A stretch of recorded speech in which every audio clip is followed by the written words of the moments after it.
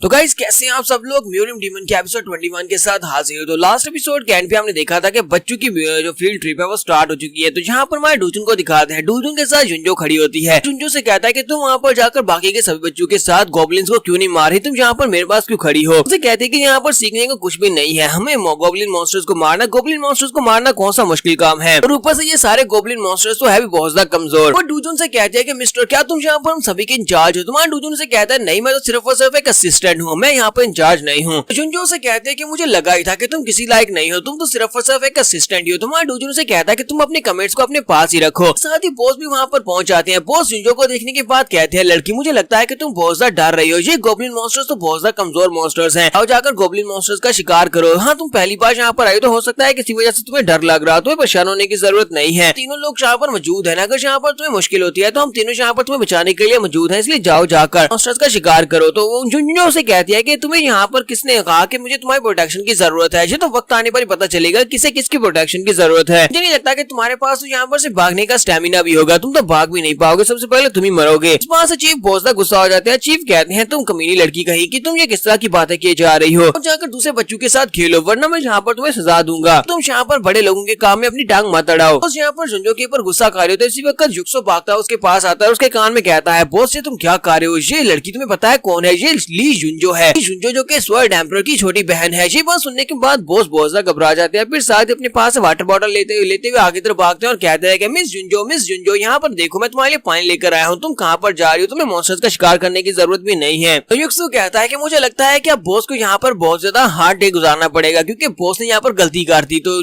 डूजुन से कहता है बॉस तो बस यहाँ पर उस लड़की को खुश करना चाहते हैं कि उसका भाई गुस्सा ना हो। युक्सु से कहता है कि डूजुन मुझे बताओ कि तुम्हारी बेटी कौन सी है, तुमने कहा था ना कि तुम्हारी बेटी भी यहाँ पर आने वाली है। तो वो से कहता है वो देखो वहाँ पर वो पीले बालों वाली, तो वहाँ पर वो उसकी अपनी बेटी को दिखाता है। तो वो कहता है ये तो बहुत ज्यादा खूबसूरत है। तो देखकर लगता है कि ये अपने दोस्तों में काफी ज्यादा पॉपुलर है। तो इसी के साथ ही जुनही भी उसकी तरफ देखती है और उसकी तरफ देखकर हाथ हिलाती है। थोड़ी देर के बाद उन बच्चों का टीचर उन लोगों से कहता है कि ठीक है बच्चों, अब सभी लोग यहाँ पर आओ, मेरी बात को ध्यान से सुनो। अब हम लोग तुम्हें यहाँ पर पूरा 1 घंटा देने वाले हैं। 1 घंटे के लिए तुम लोग फ्रीली यहाँ पर शिकार कर सकते हो, पूरी डंजन के एरिया में कहीं पर भी जा सकते हो। याद रखना ज्यादा दूर मत जाना, और अगर खतरा हो तो जल्दी से भागकर वापस चले आना। दूसरी तरफ जुक्सुमा डूजुन से कहता है कि अब जबकि ये फ्रीली जा सकते हैं तो तुम अपनी बेटी के पास जा सकते हो, जाओ उसके साथ जाकर बात करो। तो दोनों से कहता है अच्छा ठीक है। हमारा डूजुन जो होता है वो भागता हुआ अपनी बेटी के पास चला जाता है, जबकि युक्सु सोच रहा होता है जुनको जरा देखो तो सही लगता है कि अपनी बेटी से बहुत ज्यादा प्यार करता है, इसी वजह से भागता हुआ उसकी तरफ जा रहा है। तो नेक्स्ट सीन में दूसरी तरफ का दिखाया जाता है। डंजन के एक अलग हिस्से में यहाँ पर डूजुन और जुनही दोनों चले जाते हैं, और वहाँ पर जाने के बाद जुनही एक मॉन्स्टर को मारती है। वो अपनी गन के साथ से शूट करती है और उससे कहती है डैड क्या तुमने देखा, बिल्कुल ऐसे ही करना है। डूजुन से कहता है कि तुम्हारी शूटिंग स्किल्स तो काफी ज्यादा अच्छी है, तुमने बड़ी आसानी से उस गॉब्लिन मॉन्स्टर के ऊपर निशाना लगा लिया। तो वो से कहती है हाँ डैड, क्योंकि गॉब्लिन मॉन्स्टर्स को मारना बहुत ज्यादा आसान है, ये जो टारगेट्स है ये ज्यादा मूव नहीं करते, और वैसे भी मैं अकेले में बहुत ज्यादा ट्रेनिंग करती हूँ, इसी वजह से मैं काफी ज्यादा अच्छी हूँ। तुम्हारा डूजुन से कहता है ये तो बहुत ही अच्छी बात है। फिर साथ ही हमारे डूजुन को वहाँ पर कुछ महसूस होता है कि साथ ही डंजन का कलर चेंज होना शुरू हो जाता है। डंजन का कलर ऊपर थोड़ी डंजन का कलर नहीं, आसमान का कलर चेंज होना शुरू हो जाता है। तो नहीं अपने डैड से कहती है डैड से क्या हो रहा है, अचानक से आसमान का कलर चेंज क्यों हो रहा है। तो उनके सामने एक मॉन्स्टर अपीयर होता है, एक गोब्लिन मॉन्स्टर होता है जो उनके सामने अपीयर होता है, और उसके माथे के ऊपर स्पेशल निशान भी होता है जैसे कि वो हार्डकोर हो। तो नहीं कहते हैं कि क्या ये गोब्लिन मॉन्स्टर है, लेकिन ये अचानक से कहां से अपीयर हो गया, यहाँ पर पहले तो कोई गोब्लिन मॉन्स्टर नहीं था। ऊपर से इसकी स्किन का कलर भी बहुत ज्यादा वियर्ड है, और उसके माथे के ऊपर कुछ अजीब से निशान भी हैं। अपने डैड को पीछे की तरफ करती है और कहती है फादर तुम पीछे रहो, मैं इसको निमटती हूँ। और इसी के साथ ही वो अपनी गन में अपनी पावर्स को रिलीज करती है और चूल को यूज करते हुए सामने की तरफ शूट करती है। शूट जो होती है वो सीधी जाकर उस मॉन्स्टर गोब्लिन के माथे के ऊपर लगती है, जिसकी वजह से मॉन्स्टर जो होता है वहीं पर नीचे गिरकर मर जाता है। नहीं कहती है तो बहुत ज्यादा आसान था, इस मॉन्स्टर को मारना तो बहुत ज्यादा आसान निकला, क्योंकि ये तो बड़ी आसानी से मर गया, मुझे लगा था कि ये बाकी मॉन्स्टर से टफ होगा। अपने डैड से कहती है डैड मुझे लगता है कि सब कुछ खत्म हो गया, ये सब कुछ तो बड़ा आसान था। इसी के साथ ही जुनही के पीछे एक रिफ्ट ओपन होती है, जुनही के पीछे एक रिफ्ट ओपन होती है जो कि रिफ्ट के अंदर रिफ्ट होती है। इसी के साथ उनके पास एक विंडो ओपन होती है, उन्हें कहा जाता है कि तुम लोगों ने यहाँ पर रिफ्ट के गार्ड को हरा दिया। रिफ्ट के गार्ड को हराने पर अब यहाँ पर एक इवेंट स्टार्ट होने वाला है, एक स्पेशल इवेंट जहाँ पर तुम्हारे लिए एक स्पेशल डंजन ओपन की जाएगी। साथ ही उनसे कहा जाता है एक और विंडो में कि जो दूसरी तरफ की रिफ्ट होने वाली है उसकी जो डिफिकल्टी लेवल है वो रैंडमली सिलेक्ट की जाएगी, यानी कि कोई पता नहीं है कि उसका डिफिकल्टी लेवल क्या होगा। डूजुन जो होता है वो भागता आगे की तरफ बढ़ता है और उससे कहता है कि जुनही चलो जल्दी से वहां से दूर हटो। जुनही वहां से आगे की तरफ भागने की कोशिश करती है, लेकिन रिफ्ट का प्रेशर बहुत ज्यादा होता है, रिफ्ट से अपनी तरफ खींच रही होती है, रिफ्ट उसे फाइनली अपने अंदर खींच कर ले जाती है। तुम्हारा डूजुन जो होता है वो भी भागता हुआ उसकी तरफ आगे बढ़ता है, क्योंकि वो जुनही वो अकेले रिफ्ट के अंदर तो नहीं जाने देगा, वो भी जल्दी से जंप करते हुए रिफ्ट के अंदर चला जाता है। वो दोनों रिफ्ट के अंदर चले जाते हैं। इसी के साथ ही वो रिफ्ट का जो डोर होता है वो भी क्लोज हो जाता है, और इसी के साथ ही आसमान का कलर जो है अभी ब्लैक होता है। तो वो सभी लोग कहते हैं कि अचानक से क्या हो रहा है, जहाँ के वेदर को क्या हो गया, वेदर इतना ज्यादा चेंज कैसे हो गया, ये तो बहुत ज्यादा डर लग रहा है। तो हमारे बॉस को भी दिखाते हैं, बॉस ग्राउंड के ऊपर गिरे पड़े होते हैं और युक्सु से कहते हैं युक्सु चलो जल्दी से घर चले, मुझे घर जाना है। नेक्स्ट सीन हमें दूसरी डंजन का दिखाया जाता है जिसके अंदर हमारे डूजन और जुनही चले गए हैं। तो वहाँ का सीन दिखाते हैं, वहाँ पर हर एक चीज रेड रेड होती है, वहाँ पर सिर्फ बंजर जमीन होती है और कुछ भी नहीं होता। डूजन और जुनही दोनों वहाँ पर होते हैं, लेकिन जुनही के ऊपर बहुत ज्यादा प्रेशर पा रहा होता है क्योंकि वो एक एस लेवल की डंजन होती है। इसी वजह से जुनही उसके प्रेशर को बर्दाश्त नहीं कर पा रही होती। डूजन कहता है कि क्या ये एक रिफ्ट ब्रेक है, फिर साथ ही कहता है नहीं ये रिफ्ट ब्रेक तो नहीं लगती, जबकि उसके सामने एक विंडो ओपन होती है और कहा जाता है तो इजाज की केव के अंदर आ चुके हो। नेक्स्ट विंडो में कहा जाता है कि तुम्हारा यहाँ पर मकसद यह है कि तुम्हें 30 मिनट तक सर्वाइव करना है। अगर 30 मिनट तक सर्वाइव कर पाते तो तुम लोग डंजन से बाहर जा पाओगे। अगर तुमने यहाँ पर इजाज को हरा दिया तो उसके बाद तुम्हें इजाफी पॉइंट्स मिलने वाले हैं। तो इजाज एक बड़ा सा ड्रैगन होता है, एक बहुत ही बड़ा सा ड्रैगन मॉन्स्टर होता है जो कि उनके सामने अपीयर होता है। डूजुन कहता है लगता है कि उस बड़े से ड्रैगन मॉन्स्टर के अपीयर होने के बाद उसका प्रेशर रिलीज हो रहा है जिसकी वजह से जुनही यहाँ पर उठ भी नहीं पा रही। डूजुन कहता है लगता है कि अब मैं और ज्यादा अपनी एबिलिटीज को छुपा कर नहीं रख पाऊंगा क्योंकि इस वक्त मेरे यहाँ पर अपनी पावर्स को यूज करना बहुत ज्यादा जरूरी है। वहाँ पर उसकी माना गन को उठाता और कहता है जुनही प्लीज मैं तुम्हारी थोड़ी देर के लिए माना गन को लेने वाला हूँ और माना गन को यूज करने वाला हूँ। जुनही कहती है डैड तुम यहाँ पर क्या करने के बारे में सोच रहे हो। तुम्हारा डूजुन उसे कहता है कि तुम यहीं पर रहो, मैं यहाँ पर इसको जल्दी से खत्म करने की कोशिश करूंगा। हमारा डूजुन उस मॉन्स्टर ड्रैगन के सामने जाकर खड़ा हो जाता है। जुनही उसे कहती है डैड प्लीज रुक जाओ, तुम्हें दिखाई नहीं दे रहा ये मॉन्स्टर ड्रैगन कितना बड़ा है। डूजुन जैसे जाकर उस ड्रैगन के सामने खड़ा होता है, ड्रैगन कहता है कि तुम बेवकूफ इंसान हो, तुम्हें क्या लगता है कि तुम यहाँ पर मेरे सामने खड़े होने के लायक। और साथ ही वो अपने मुंह के अंदर से फायर निकालता है और फायर के साथ हमारे डूजुन के ऊपर अटैक कर देता है। वो काफी बड़ा ड्रैगन होता है तो उसकी फायर भी काफी ज्यादा होती है। तो वो फायर जो होती है वो सामने की तरफ आगे बढ़ी होती है। डूजुन अपने हाथ को सामने की तरफ करता है और उस अटैक को वहाँ पर ब्लॉक कर लेता है। वो बड़ी आसानी के साथ फायर को ब्लॉक कर लेता है। फायर जो होती है दोनों तरफ से होकर साइड के ऊपर से गुजर जाती है। वो अपने आप को जुनही दोनों को बचा लेता है। जुनही ये देखने के बाद बहुत ज्यादा हैरान होती है और कहती है डैड ने सिर्फ और सिर्फ अपने हाथ को सामने किया और इसी के साथ ही ड्रैगन की फायर को दो हिस्सों में स्प्लिट कर दिया ताकि अपने आप को बचाया जा सके। कैसे हो सकता है ये ड्रैगन यहाँ पर जानबूझकर हमारे पर अटैक नहीं कर रहा, वो जानबूझकर इस तरह की लो क्वालिटी की फायर के साथ अटैक कर रहा है। लेकिन साथ ही वो ड्रैगन की तरफ देखते तो ड्रैगन बेचारा खुद भी बहुत ज्यादा घबरा चुका होता है। तो जुनही अपने डैड की तरफ देखती है और कहती है कि कहीं ये सब कुछ डैड तो नहीं कर रहे, लेकिन डैड तो माना की पावर को यूज ही नहीं कर सकते, उनके पास 0 माना है। तो फिर वो माना गन को क्या करेंगे, माना गन के साथ वो ड्रैगन के ऊपर अटैक करने वाले हैं। डूजुन से कहता है कि ड्रैगन अब जबकि तुमने हमारे पर एक बार अटैक किया तो मैं भी यहाँ पर तुम्हारे पर एक ही बार अटैक करूंगा, ठीक है, इससे तुम्हें ज्यादा मसला तो नहीं होगा। लेकिन जो होता है वो बेचारा आगे से सोच रहा होता है कि वाकई में यहाँ पर मुझसे बात कर रहा है कि ये मेरे पर एक बार अटैक करेगा। तुम्हारा डूजुन जैसे वहाँ पर अपनी माना गन के अंदर माना को रिलीज करता है, माना जो होता है वो एक बड़ा सा बॉम्ब बना देता है। और इतना बड़ा माना का प्रेशर देखने के बाद वो ड्रैगन बेचारा बहुत ज्यादा घबरा जाता है और उसे कहता है कि रुको रुको रुको रुको, टाइम आउट, मैं तुम्हारे साथ नहीं खेलना चाहता। तुम्हारा डूजुन से कहता है कि जो भी कहना है कि तुम्हें जल्दी कहना होगा क्योंकि अगर मैं यहाँ पर ज्यादा देर तक माना को इस गन के अंदर रोका रखूंगा तो ये गन फट जाएगी। मैं ऐसा बिल्कुल भी नहीं चाहता कि जुनही की गन मेरे हाथ से टूट जाए। तो ड्रैगन हमारे डूजुन से कहता है कि मेरे पास तुम्हारे लिए एक सवाल है, कम से कम मुझे मारने से पहले मेरे इस सवाल का जवाब तो दे सकती हो। डूजुन उसे कहता है हाँ क्यों नहीं, चलो ठीक है तुम पूछ लो, तुम आखिरी सवाल पूछ सकते हो। लेकिन उसे कहता है कि मैं तुमसे ये पूछना चाहता हूँ कि मैं तुम्हारे लिए ऐसा क्या करूँ कि तुम मेरी जान ना लो। तो यहाँ पर हम लोग अपनी एपिसोड 21 का एंड करेंगे। तो नेक्स्ट एपिसोड में देखेंगे हमारा डूजुन इस ड्रैगन के साथ क्या करने वाला है। तो एपिसोड की एक्सप्लेनेशन अच्छी लगी हो तो कमेंट करके जरूर बताइएगा। चैनल को सब्सक्राइब कर दे, वीडियो को लाइक और शेयर कर दे। शुक्रिया। तो गाइस कैसे हैं आप सब लोग, म्यूरियम डीमन के एपिसोड 22 के साथ हाजिर हो। तो लास्ट एपिसोड के एंड पे हमने देखा था डूजुन अपनी गन में से माना पावर को रिलीज करने के बाद सामने उस जिजार ड्रैगन की तरफ करता है और उसे कहता है क्योंकि तुमने मुझे एक बार हिट किया है, क्योंकि तुमने एक बार हमारे पर फायर अटैक किया है, तो अब मैं भी यहाँ पर एक बार तुम्हारे पर अटैक करूंगा। तो ड्रैगन जो होता है वो समझ जाता है कि इसकी पावर्स बहुत ज्यादा है और ये एक ही अटैक में मुझे मार डालेगा। डूजुन से कहता है कि मैं तुमसे एक सवाल पूछता हूँ कि तुम यहाँ पर मुझे जिंदा छोड़ने का क्या लोगे, यानी कि मैं क्या करूँ कि तुम मुझे जिंदा छोड़ दो। डूजुन उसका सवाल सुनने के बाद से कहता है अब तुम यहाँ पर मुझसे ये वाला सवाल क्यों पूछ रहे हो। तो ड्रैगन उसे कहता है क्योंकि मुझे पता है कि अगर तुम मेरे ऊपर डायरेक्टली अटैक करोगे तो फिर मैं नहीं बच पाऊंगा। तो इसी के साथ ही हमारा डूजुन अपनी एनर्जी अटैक को रिलीज करता है। जब वो अपनी माना पावर के साथ सामने की तरफ शूट करता है, एनर्जी बॉल बहुत ही बड़ा और पावरफुल होता है, वो सामने की तरफ जाता है। ड्रैगन बेचारा बहुत ज्यादा घबरा जाता है, एक जोरदार चीख मारता है। हमारे डूजुन ने उसको निशाना नहीं बनाया होता, वो जो बड़ा सा एनर्जी बॉल होता है वो एनर्जी बॉल उस ड्रैगन के पास से गुजरकर पीछे जाकर एक माउंटेन के ऊपर लगता है, जिससे पूरी की पूरी माउंटेन ही उड़ जाती है। वहाँ पर एक बहुत ही बड़ा धमाका होता है। पीछे की तरफ देखता है तो वहाँ पर एक चटियाल मैदान बन चुका होता है, यानी कि उस बड़े से बॉल की वजह से पूरे का पूरा पहाड़ ही उड़ गया। ड्रैगन सामने की तरफ घूमता हुआ डूजुन की तरफ देखता है और उसे कहता है कितनी ज्यादा मॉन्स्टरस पावर के साथ तुम एक इंसान कैसे हो सकते हो, जल्दी से बताओ कि तुम क्या हो, तुम कोई इंसान नहीं हो।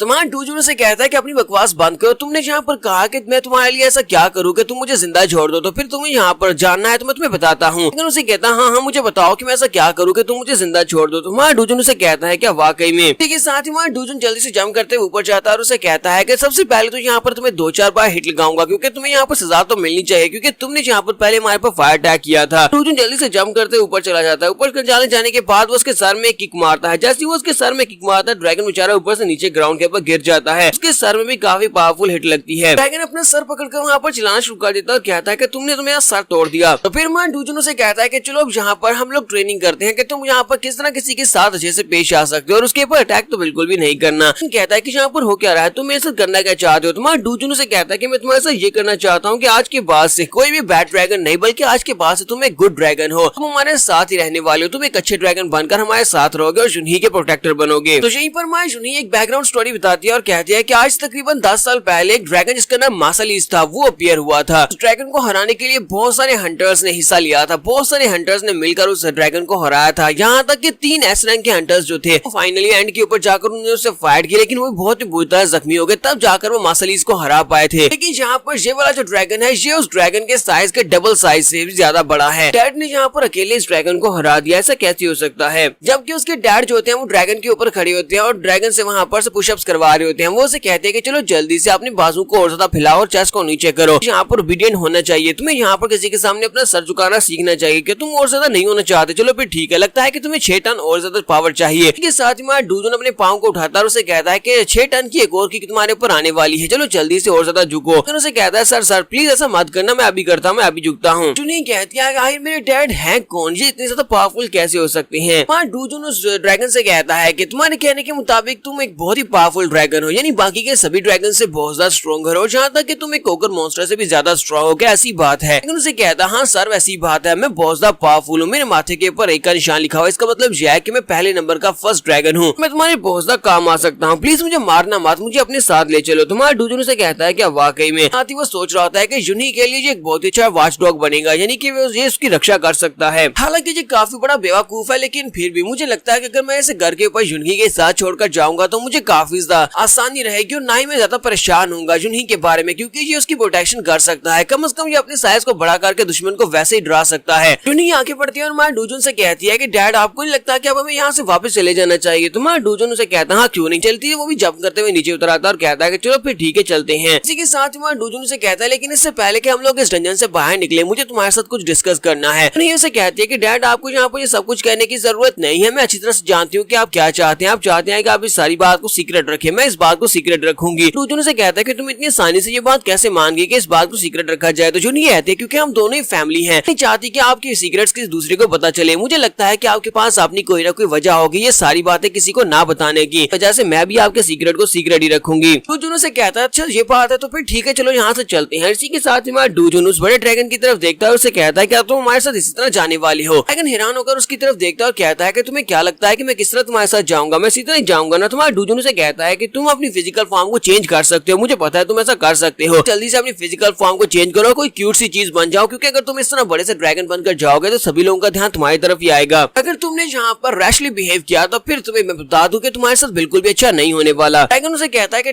ठीक है सर मुझे समझ आ गई मुझे क्या करना है, मैं अभी अपने आप को ट्रांसफॉर्म करता हूँ। और इसी के साथ ही वहाँ पर ट्रांसफॉर्म हो जाता है। ट्रांसफॉर्म होने के बाद वो बिल्कुल पोकेमॉन के चार्जार्ड की तरह लग रहा है, लेकिन थोड़ा बहुत क्यूट भी है। उसे देखने के बाद बहुत ज्यादा खुश हो जाती है और कहती है ये तो बहुत ज्यादा क्यूट है। जबकि हमारा डूजुन कहता है हाँ ठीक है चलो कम से कम ये वाली फॉर्म में तुम्हें बाहर लेकर जाया जा सकता है। जुनही जब उसे क्यूट कहती है तो इसी के साथ ही ड्रैगन का मुंह बन जाता है। वो गुस्से के साथ जुनही की तरफ देखता है, जबकि हमारा डूजुन अपना पंच बनाता है और उसे कहता है क्या तुम यहाँ पर और ज्यादा मार खाना चाहते हो, जुनही को इस तरह कैसे घूर सकते हो, चलो जल्दी से जुनही ने तुम्हें क्यूट कहा है तो इसके लिए और ज्यादा क्यूट फॉर्म्स बनाओ, इसके सामने और ज्यादा क्यूट बनो। इसके साथ ही ड्रैगन वहीं पर ग्राउंड के ऊपर लेट जाता है और उसे कहता है वो सब जरा देखो मैं जहाँ पर कितना ज्यादा क्यूट लग रहा हूँ। तो जुनही कहती है हाँ तुम तो वाकई में काफी क्यूट लग रहे हो। डूजुन उसे कहता है कि तुम जाओ जाकर इसको ट्राई करके देखो, इसकी जो फ्लफी स्किन है वो काफी ज्यादा अच्छी है, जाओ जाकर इसके ऊपर हाथ फेर कर चेक करो। जाकर उसके पास बैठ जाती है और उसकी चेस्ट के ऊपर जाकर हाथ फेरना शुरू कर देती है, जबकि ड्रैगन बेचारे को वहाँ पर एक कुत्ते जैसी फीलिंग आ रही होती है। में बाहर का दिखाया जाता है ये लोग वहाँ से निकलकर डंजन में आ जाते हैं, ओरिजिनल डंजन के, जहाँ पर ये सभी बच्चे अभी भी खेल रहे होते हैं। चीफ युक्सू से कहते हैं युक्सू यहाँ का वेदर फिर से नॉर्मल हो गया, चलो शुक्र है कि वेदर नॉर्मल हो गया, यहाँ पर कोई बड़ा मसला भी नहीं हुआ, वरना ये बच्चों की क्लास में काफी बड़ी मुश्किल हो जाती है और इस मसले को संभालना भी काफी ज्यादा मुश्किल हो जाता है। फिर साथ ही उसे कहता है कि मैंने अभी तक डूजुन को नहीं देखा, डूजुन पता नहीं कहाँ पर रह गया, वो यहाँ पर क्यों नहीं है। इसी के साथ ही हमारा डूजुन पीछे से निकलता है, वहाँ पर डंजन का दरवाजा ओपन होता है, वो लोग उनके साइड के ऊपर से निकलकर बाहर आ जाते हैं, वो तीनों उनके सामने होते हैं। तो बॉस उसे कहते हैं कि तुम कहाँ पर इंतजार थे, हम कब से तुम्हें ढूंढ रहे थे। डूजुन से कहता है कि सर मुझे माफ करना, अचानक से हमें कुछ काम आ गया था जिसकी वजह से हम लोग रंजन के दूसरे हिस्से में गए हुए थे। तो चीफ उसे कहते हैं कि हमारे जाने का वक्त हो चुका है, फील्ड ट्रिप खत्म हो गई है, तो चलो जल्दी से यहाँ से निकलते हैं। इसी के साथ ही वो आगे बढ़ते हैं और कहते हैं क्या तुम इस लड़की को जानते हो, ये स्टूडेंट तुम्हारी क्या लगती है। तुम्हारा डूजुन उसे कहता है कि ये मेरी बेटी है।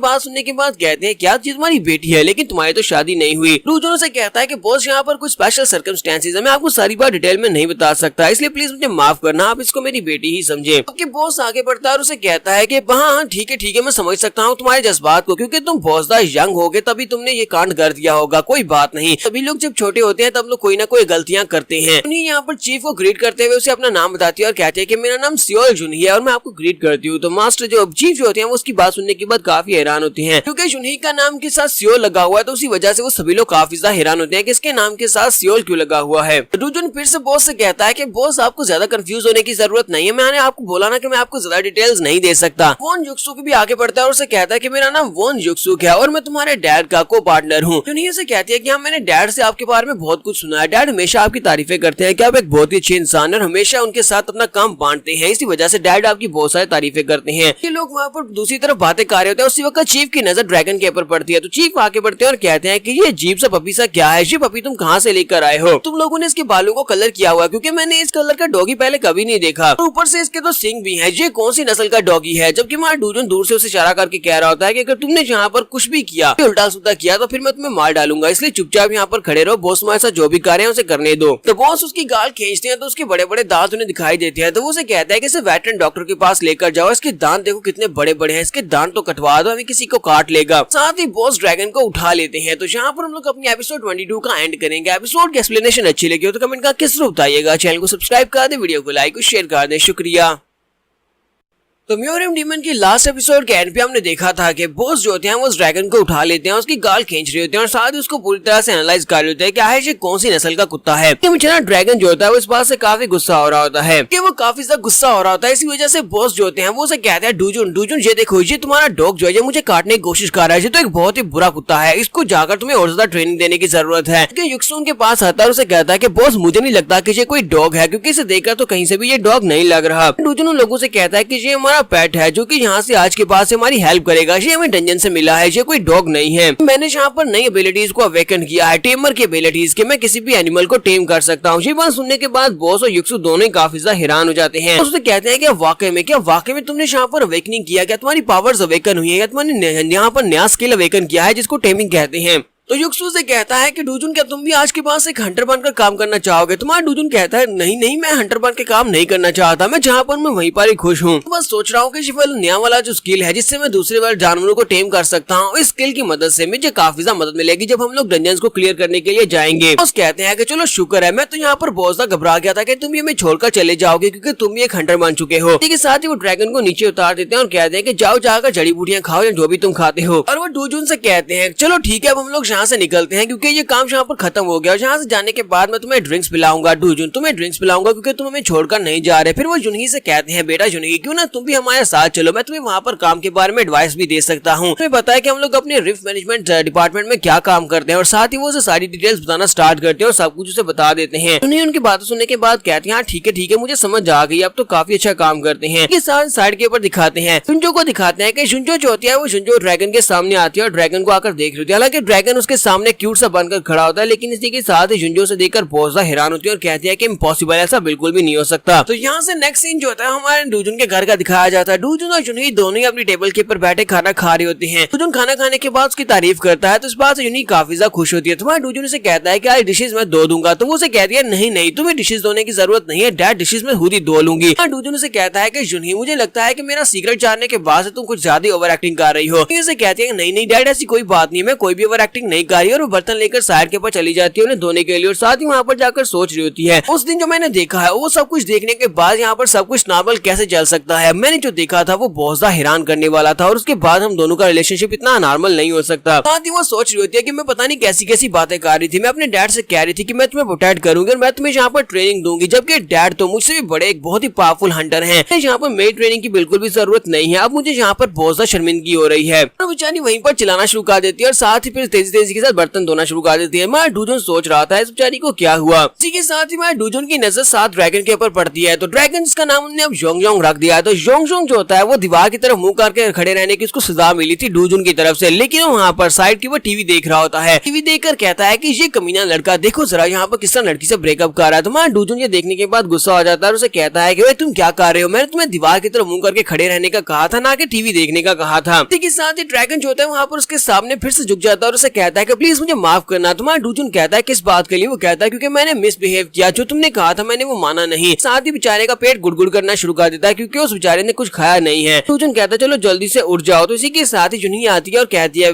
फादर मुझे लगता है कि जोंग को भूख लगी है, हमने उसे खाने के लिए कुछ भी नहीं दिया। तुम्हारा डूजन कहता है कि परेशान ना हो, मैं उसके लिए कुछ खाने को लेकर आया। वहाँ पर देखो शॉपर के अंदर पड़ा है। इसके साथ ही जुनी जाती है जाकर शॉपर के अंदर से खाना निकालने लगी है। ड्रैगन बेचारा बहुत ज्यादा खुश हो रहा था, लेकिन उसके अंदर उसने डॉग फूड लेकर आया होता है। तो डॉग के लिए वहाँ पर एक प्याला होता है, साथ डॉग फूड होता है। वहाँ से बेचारे ड्रैगन को बहुत बड़ा झटका लगता है क्योंकि वो एक ड्रैगन है और अब यहाँ पर कुत्ता बनकर खाना खाना पड़ेगा। डूजन से कहता है क्या हुआ, क्या तुम्हें इस बात से कोई मसला है, क्या तुम ये खाना नहीं खाना चाहते? अगर नहीं खाना चाहते तो फिर बता दो। तुम्हें लगता है कि हम तुम्हें अपनी साथ एक टेबल के ऊपर बिठाकर खाना खिलाएंगे? ड्रैगन यहाँ पर मासूम सी आंखें बनाकर उसे कहता है कि मेरे पास अपने ड्रैगन राइट्स हैं, अगर मैं इंसान नहीं हूँ तो इस बात का क्या मतलब है कि तुम मुझे कुत्ते का खाना खिलाओगे? डूजन उसे कहता है कि बकवास बंद करो, इस तरह का कुछ भी नहीं होता, चलो जल्दी से अब खाना खाना शुरू करो। तो डूजन उसके लिए उसके प्याले में कुत्ते वाला खाना डालकर चला जाता है और उसे कहता है कि सारे का सारा खत्म करना क्योंकि मैंने पैसे खर्च करके ये लेकर आया हूँ। साथ ही वो यूनी से कहता है कि यूनी मैं नहाने के लिए जा रहा हूँ। तो वो नहाने के लिए जा रहा होता है और साथ ही यूनी से कहता है कि यूनी इस बात का ध्यान रखना कि ये बेवकूफ जोंग फ्रिज के करीब ना जाएगी, क्योंकि अगर मैंने इसे फ्रिज से खाना चोरी करते हुए देख लिया तो उसे बहुत ही बुरी तरह से पीटूंगा। लेकिन बेचारा वहाँ पर देख रहा होता है कि मैं क्या करूँ, क्या ये खाना खा लूँ? तो वहाँ पर से एक बीन उठाता है और उसको खाता है। जैसे ही वो उसे खाने लगता है बाकी के सभी को, के साथ यूनी आगे बढ़ती है और जाकर उसके पास से वो खाना छीन लेती है। तो ड्रैगन बेचारा रोना शुरू कर देता है और कहता है कि तुम ये क्या कर रही हो, क्या तुम अब यहाँ पर मुझे कुत्ते का खाना भी नहीं खाने दोगी? मैं यूनी उसे इशारा करते हुए कहते हैं खामोश रहो, डैड नहाने के लिए गए हैं, डैड को इस बारे में पता नहीं चलना चाहिए। मैं तुम्हारे लिए देखो क्या लेकर आई हूँ, मैं तुम्हारे लिए यहाँ पर ग्रिल्ड चिकन लेकर आई हूँ। ग्रिल्ड चिकन उसके सामने रख देती है और कहती है ये खाओ। तो वो खाना शुरू कर देता है और साथ ही से कहता है कि यूनी तुम बहुत ज्यादा अच्छी हो, तुम आज के बाद से मेरी बेस्ट फ्रेंड हो, तुम बहुत ज्यादा क्यूट हो। ड्रैगन वहाँ पर सारा ग्रिल्ड चिकन खा जाता है और उसके साथ यूनी से कहती है चलो जरा पानी भी पियो साथ में। तो ड्रैगन बेचारा इस बात से बहुत ज्यादा खुश हो जाता है और साथ ही वो यूनी की तरफ देखकर सोच रहा था यूनी मैं तुम्हें हमेशा प्रोटेक्ट करूंगा, बात का वादा करता हूँ क्योंकि तूने मुझे खाना दिया है, इसी वजह से अब मैं तुम्हें प्रोटेक्शन दूंगा। इस समय हमारे ऑफिस का दिखाया जाता है जहाँ पर युक्सु की तारीफें हो रही होती है। सभी लोग युक्सु की तारीफें कर रहे होते हैं क्योंकि युक्सु ने उनसे कहा होता है कि बी रैंक का हंटर जो कि उसका क्लास फेलो है उसने हमारे रिफ्ट मैनेजमेंट डिपार्टमेंट को ज्वाइन करने का फैसला किया है। फिर लोग इस बात से काफी ज्यादा खुश होते हैं। उसे कहते हैं कि चीफ भी ये खबर सुनने के बाद बहुत ज्यादा खुश हो जाएंगे क्योंकि चीफ को से प्रमोशन मिल सकती है अगर हमारे पास कोई बी रैंक का हंटर हमें ज्वाइन कर लेता है हमारी रिफ्ट मैनेजमेंट टीम को, तो हम लोग बी रैंक और ए रैंक के डंजन को क्लियर कर पाएंगे जिससे हमारे चीफ को प्रमोशन मिल सकती है। साथ चीफ भागते हुए उसके पास आते हैं और उसे कहते हैं युक्सु आई लव यू, मुझे तुमसे बहुत ज्यादा प्यार है, तुम एक बहुत ही क्यूट बच्ची है। और साथ ही उसे कहते हैं कब तुम जाने वाले हो उस नए हंटर को लेकर आने के लिए। डूजन भी वहाँ पर आ जाता है। डूजन वहाँ पर आता है सारी सिचुएशन सुन रहा होता है कि यहाँ पर क्या चल रहा है कि एक बी रैंक का हंटर इतनी आसानी के साथ हमारी अकेडमी को ज्वाइन करने के लिए कैसे राजी हो गया, अकेडमी नहीं सॉरी हमारे ऑफिस को ज्वाइन करने के लिए कैसे राजी हो गया। उसे कुछ दाल में काला लग रहा होता है। तो इसी के साथ ही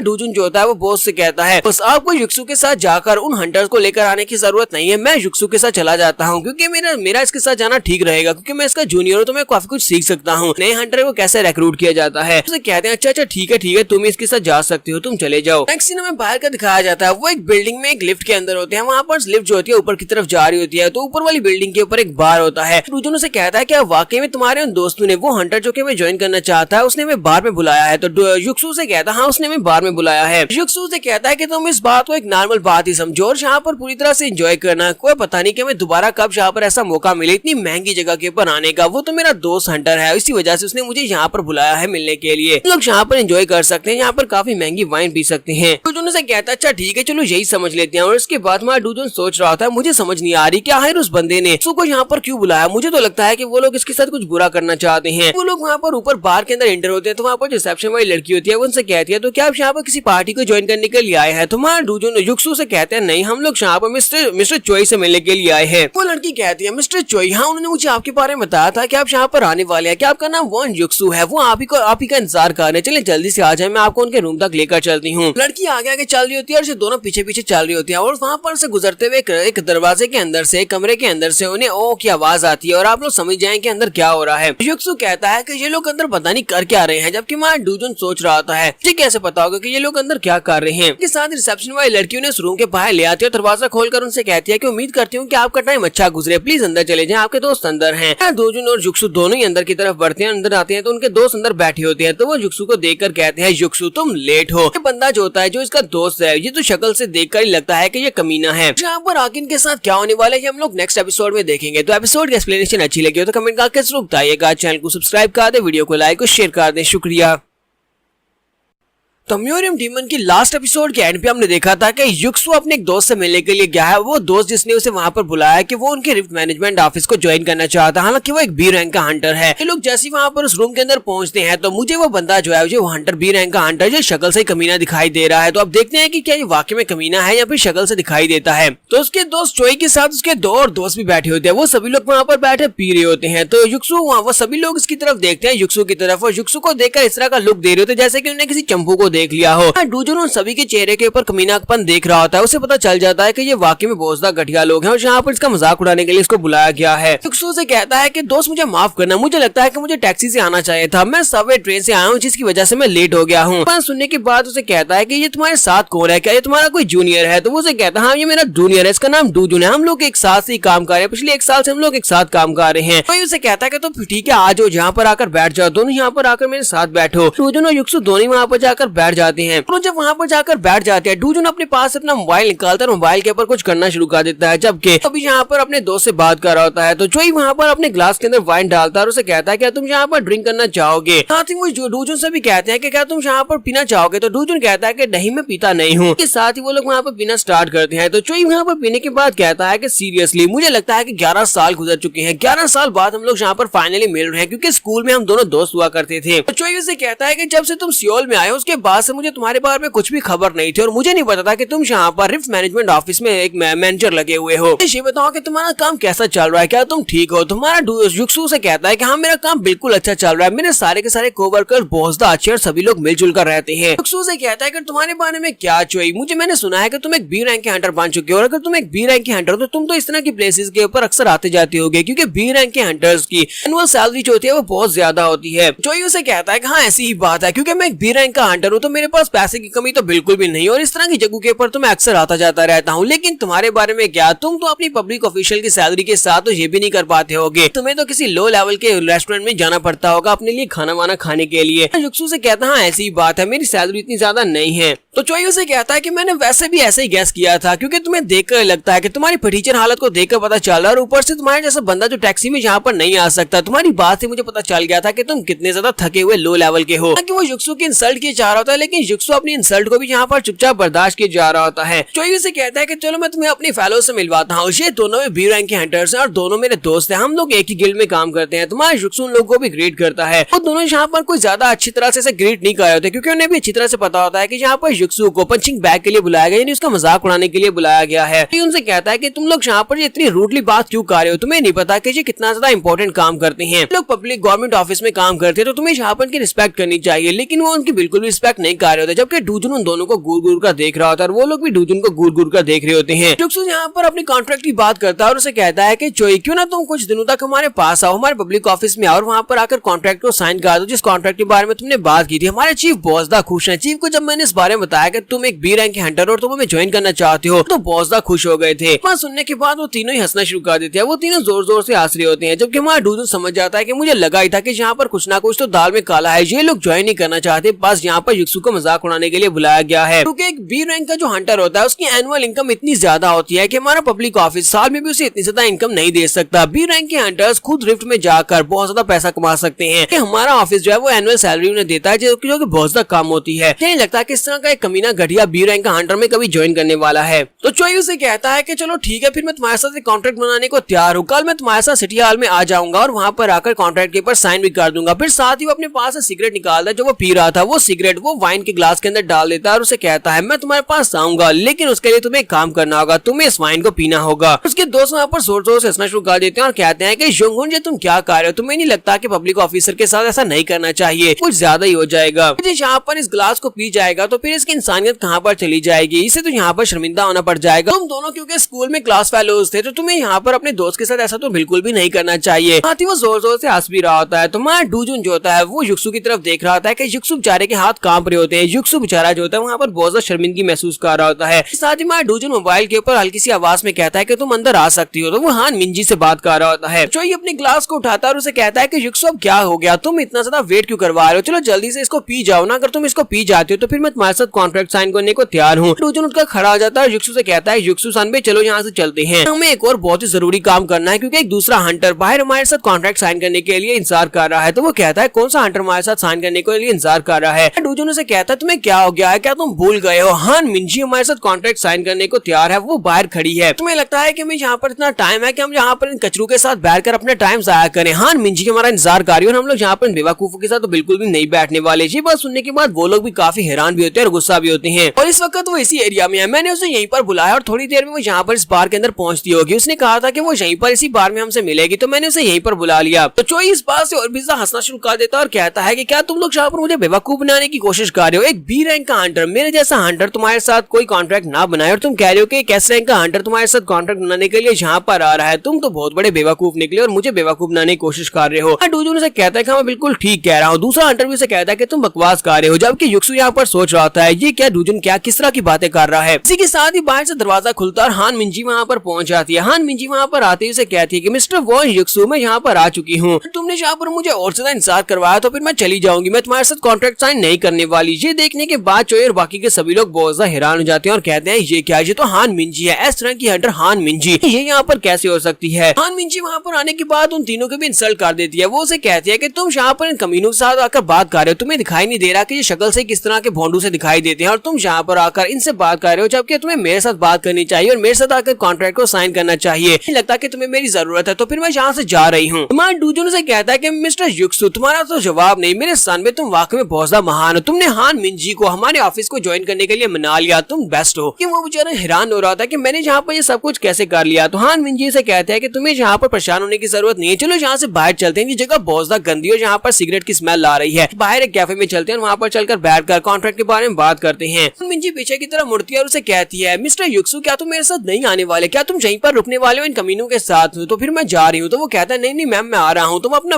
बैग उठाता है और उसे कहता है कि मैं आ गया और वो भागता हुआ उसके साथ चला जाता है। जबकि मैं डूजुन उनसे कहता है लोग जाओ जाकर वहाँ पर बैठो और मैं यहाँ पर थोड़ा सा काम निपटा कर आता हूँ। तो इस बात से युक्सु काफी ज्यादा हैरान होता है, जबकि मिंजी उसे कहती है कोई बात नहीं तुम उसे छोड़ो, तुम मेरे साथ आओ, उसे वहीं पर रहने दो। हान मिंजी युक्सु को वहाँ पर से लेकर चली जाती है। युक्सु मां डूजुन के लिए परेशान होता है, लेकिन हान मिंजी को तो पता होता है कि युक्सु के पास कुछ ना कुछ सिगरेट जरूर है, जैसे वो डूजुन को वहाँ पर अकेला छोड़कर चली जाती है। दरवाजा बंद होने के बाद हमारा डूजुन जो होता है वो पीछे की तरफ घूमता है और उसे कहता है कि चोई युंगहून जल्दी से इस गिलास को पी लो जिसके अंदर तुमने सिगरेट को डाली है, अगर तुम इसको पी लेते हो तो फिर मैं तुमसे वादा करता हूँ कि तुम जिंदा रहोगे वरना तुम्हें मरना पड़ेगा। इस समय बाहर का दिखाते हैं कैफे का, जहाँ पर हान मिंजी और युक्सु बैठे होते हैं। युक्सु बेचारा बहुत ज्यादा घबराया हुआ होता है, वो अपना सर नीचे करके बैठा होता है और सोच रहा होता है क्या हान मिंजी हमसे बदला लेने के लिए आया है, क्योंकि लास्ट टाइम डूजुन ने इसका कार्ड फाड़ दिया था, इसी वजह से मुझे लगता है ये बहुत ज्यादा गुस्सा होगी और हमसे बदला लेने के लिए यहाँ तक आ चुकी है। हान मिंजी वहाँ पर सोच रही होती है देखो तो सही ये बंदा कितना ज्यादा डरा हुआ है, वहाँ पर वाइन के अंदर सिगरेट मिलाकर पीने के लिए कहा गया था, इसकी वजह से मुझे लगता है कि इसकी इज्जत को ठेस पहुंची है, इसी वजह से ये बेचारा यहाँ पर मेरे सामने अपना सर झुकाकर बैठा हुआ है, बहुत ज्यादा घबराया हुआ है, मुझे यहाँ पर इसको दिलासा देना चाहिए। फिर साथ ही वो सोच रही होती है मुझे लगता है कि मुझे यहाँ पर इस बात को नोटिस ना करने का नाटक करना चाहिए। साथ ही वो कहती है तो फिर मैं यहाँ पर करूँ तो करूँ क्या, क्योंकि मुझे कुछ भी समझ नहीं आ रही। दूसरी तरफ से युक्सु भी यही सोच रहा था कि मैं यहाँ पर क्या करूँ, डूजुन ने तो यहाँ पर मुझे इसके साथ फंसा दिया है।